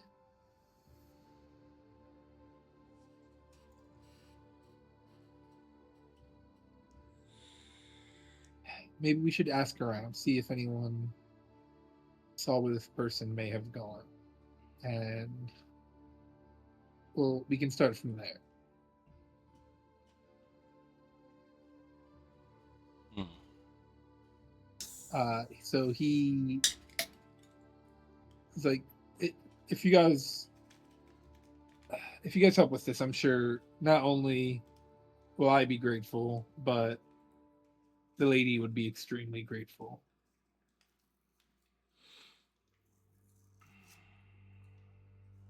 I'm gonna just look at him and I'm gonna shake my head. Would you say you kind of cut out again? I'm gonna sit there and I'm gonna shake my head for a minute. Like I don't need the help, but if you're here and you want to help, I mean, Goro, look, I'm just gonna put it this way. I'd much rather be doing something while I'm waiting on responses. And it's going to keep you from having your head on a chopping block. You could be very useful down the line, so why would I not help? But kind of like looks around. He's like, yeah, this. See that? Oh, maybe, yeah. Start asking around. See if maybe anybody of the nearby merchants or uh, maybe some customers may have seen where this person uh, left towards. I'll ask around too, of course. Say meet back here in 20 minutes or so. Works for me. I'm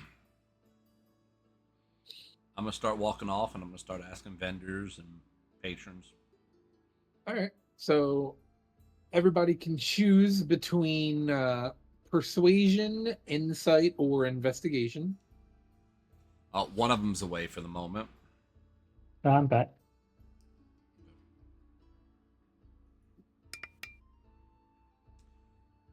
24 with investigation. Woo. 18 with persuasion. Pretty good rolls. Jaquin, you are you approach one of the nearby doors fronts, and you ask about if they've seen anybody who was dealing with Akira and may have looked suspicious. And the person looks at you and they're like, yeah, I may have seen the person, but I don't I don't get like what why do you need my like why do you need me to tell you where you went? And he's kind of just like not like he's protecting the person, but he's just like more so like I don't want to get involved with this. But you persuade him, and he's like I believe he went. Looks like he was traveling towards the echo chamber. So the echo chamber is going towards the fourth level.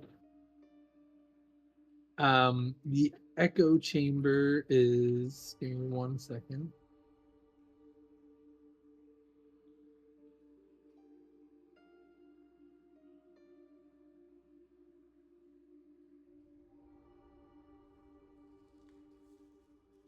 The floating or the echo chamber is. Do do do do do do do do do. It is on the upper middle tier of the floating market district. So So it's a floor on. It's like the district under you guys. under. Yeah. I go ahead it that way. And then with your investigation, Wrath, you notice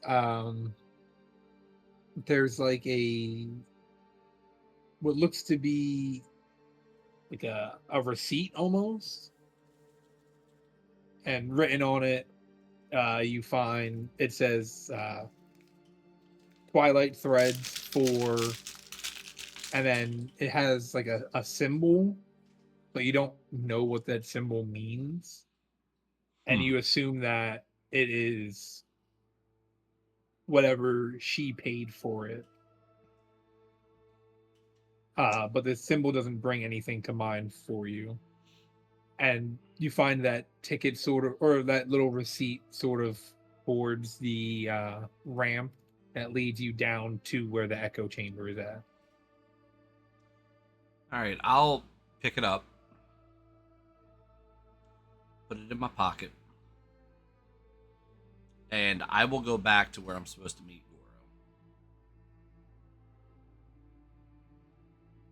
Goro. All right. Goro sees you start coming back, and he's like, "Oh, did you Did you find anything? I'll show him the receipt and tell him Oh, heading towards lower level there. oh, uh, interesting. Do be careful over there. The echo chamber is it's a little weird. What do you mean by weird? Uh, Imagine a platform that isn't a platform, a room that isn't a room. Um, the place is made of solidified sound and memory. Okay. All right, Goro. I'm gonna, like I said, I'm gonna get this taken care of. I'm gonna go start heading down to it. I will appreciate it. I will let Akira know that we have a lead and someone is looking into it. And he turns with the receipt that you gave him and heads inside the textile shop. I'll start heading down. As you guys approach the echo chamber, you notice that it's the echo chamber itself is positioned in a really unique intersection where multiple spirit paths converge from the other platforms. And like Goro told Wrath, it's not a room and it's not a platform. It's just it exists in like the liminal space in between the other lanterns. The walls of the place shimmer like heat waves, occasionally becoming transparent and revealing glimpses of other market areas or glimpses of the past. I And want as to try you something. okay, I want to take out this lantern that okay. Goro gave us and see if I can't use it to figure out the path that he took. Give me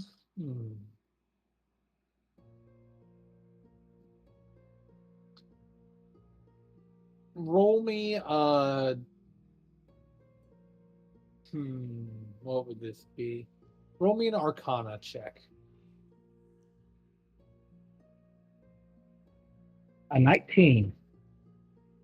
Jeez, you guys do not roll bad at all. Okay. And that's without a modifier. Um. So as you take your spirit lantern out and hold up you hold it up, you notice that there is almost like it appears like there's like shatters like on the pathway that you're walking that lead you deeper into the structure. And you're not 100% sure if like they're his footsteps, but that's what you were focusing on, and then these appeared. I follow the footsteps.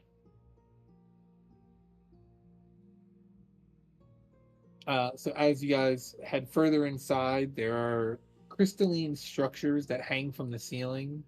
Each one is a different shape and color. They catch and reflect that. They catch and refract conversations like how prisms catch light. Some of the crystals are as small as fingernails, others are as large as a person, and each one of them vibrates with stored memories and whispered conversation. Um,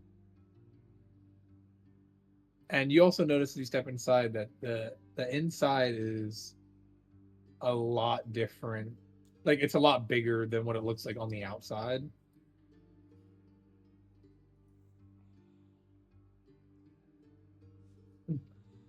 Give me 1 second. Going through my notes really quickly.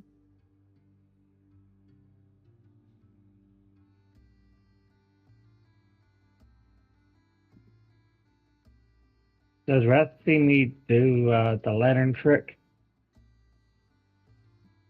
I or is assume you he, guys are or walking is he together. behind? Like they ain't catch up to me yet. Excuse me, jeez, I'm getting tired. Ugh. No, I imagine he probably like caught up to you in the time that you were like talking around and asking. He was kind of doing this same like it was all happening simultaneously. So I imagine you guys are kind of going in together. So yeah, he'd see what you did with the spirit lantern. I'll just be following behind. And then as you guys are like couple like I'd say like maybe 20 feet into the building, both you guys hear and you notice that you're not hearing it in your like through your ears, you're hearing it in your head. A voice that almost whispers to you. It's like, welcome to the echo chamber. How could I help you? I look over to Wrath. A good answer. Looking for someone. Someone? Somebody Well, that decided they were going to hoodwink a vendor. oh, which vendor? I'll mention her name. Oh, Akira. Oh, that's not someone you want to upset. So I've heard. Well, you are welcome to explore the premises, but I do not know of there being anyone specific that you're looking for in here. Okay, what was the name of the? What was the name of that group? The Whispering or the Whisper Syndicate.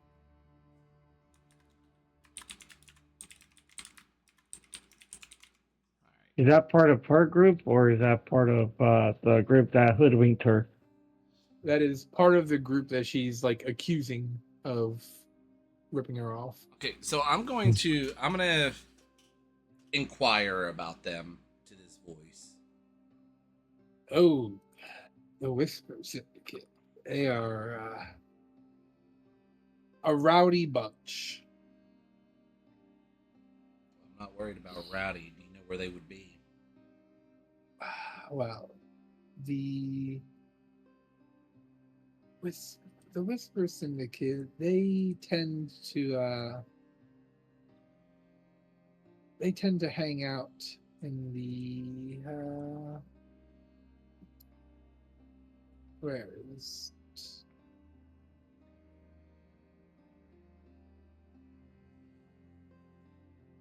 they tend to hang out in the shadow districts on My the type of base voice. floors of the city. I will try to recreate what I saw, like on that receipt, like the symbol or whatever, and be like, "Is this their marking or something?" No, that is a currency. Um,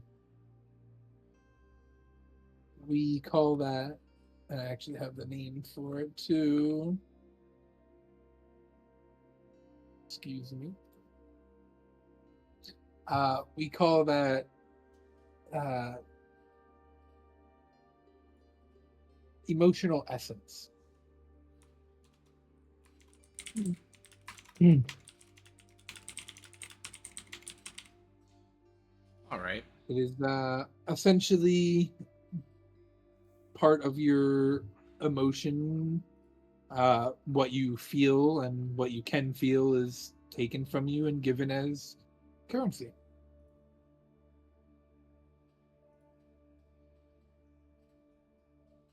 All right, I appreciate that. Do you know what these people would typically be wearing? Like, do they? Generally dark colors. They're That uh, explains half of them. they're the kind of people that don't like to be seen. Do they wear masks? Some of them, but generally they don't like to be seen at all, rather than stay anonymous. So pretty much invisibility cloaks. Uh, I wouldn't, not invisible necessarily, but rather they like to keep to the shadows. All right, thank you. Oh, of course. And on a personal note, I'm going to ask this person if he knows about a particular book. I know of many conversations of books. A particular book. That's the name of the book. Hmm.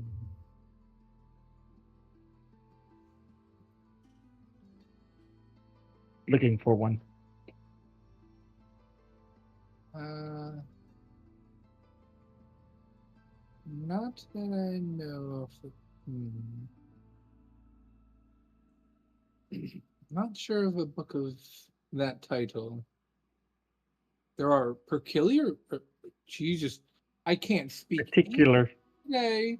There are particular books that I've heard of, but not a book with the title of a particular book.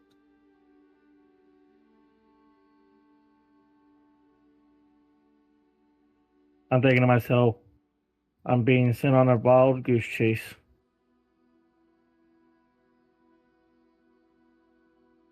Because nobody's knowing what this a particular book is. Maybe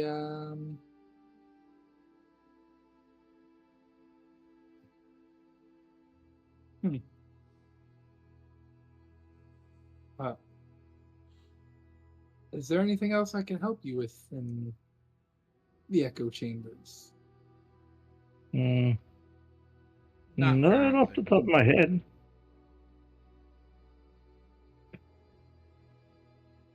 Well, if you ever need to hear a past conversation or Oh, past conversations. yes, that's what I deal with here. Past Okay. conversations and secrets told. What about recent ones from the vendor? Same vendor in question earlier. Yes.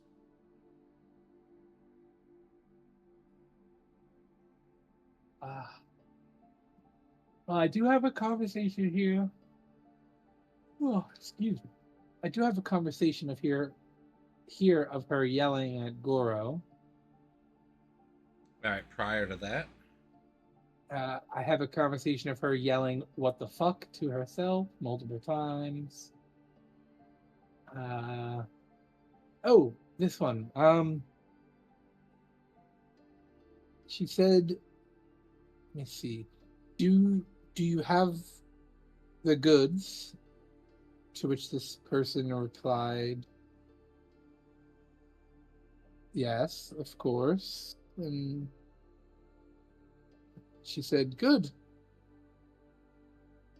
That's all that's needed." And that was it. Didn't give a name or nothing. No, they must have known each other, or at least she was known that this person was coming. All right. I appreciate it. Of course. I will start heading back towards the ground level to see if I can find this Syndicate of Shadows. And you guys notice that as you start, as you're talking, another one of the crystals that are on the ceiling starts forming with the echoes of your conversation.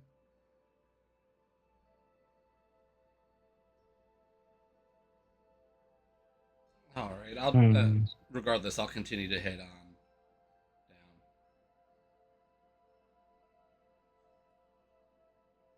down. I'll keep a.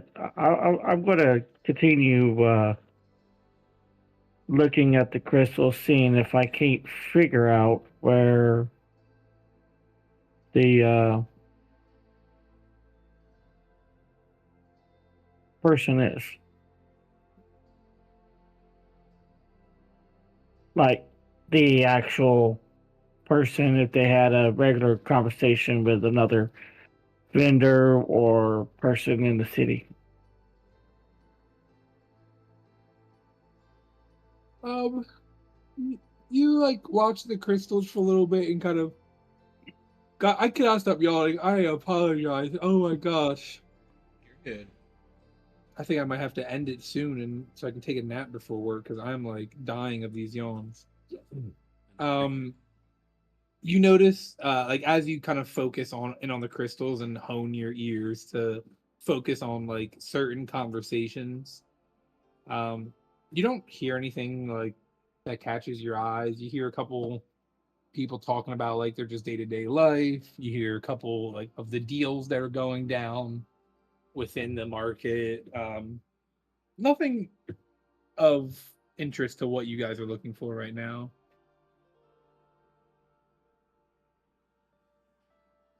I was just making sure that I'm being thorough. Yeah, yeah. No, you're good. You don't hear anything. Um, and as you guys start to like walk out of the echo chamber, um, where the platform that you came from was one that was connected to the bridge that you guys walked across was connected to the upper district, but when you step out, the bridge is connected to the lower district.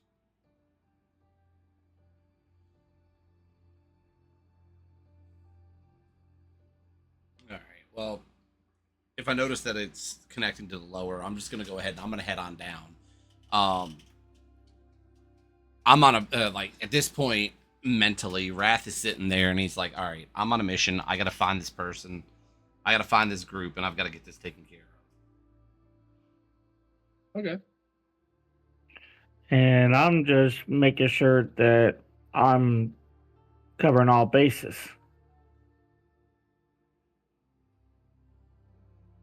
Making sure that everything else is being not thought of, but thought of. Right. Yeah, you go through, you're keeping an eye out for anything. You don't really notice anything, nothing really catches your eyes. Um as you reach the lower district, a couple hours have passed since the market opened. It's probably been two 2.5 hours, 2 hours 45 minutes or so.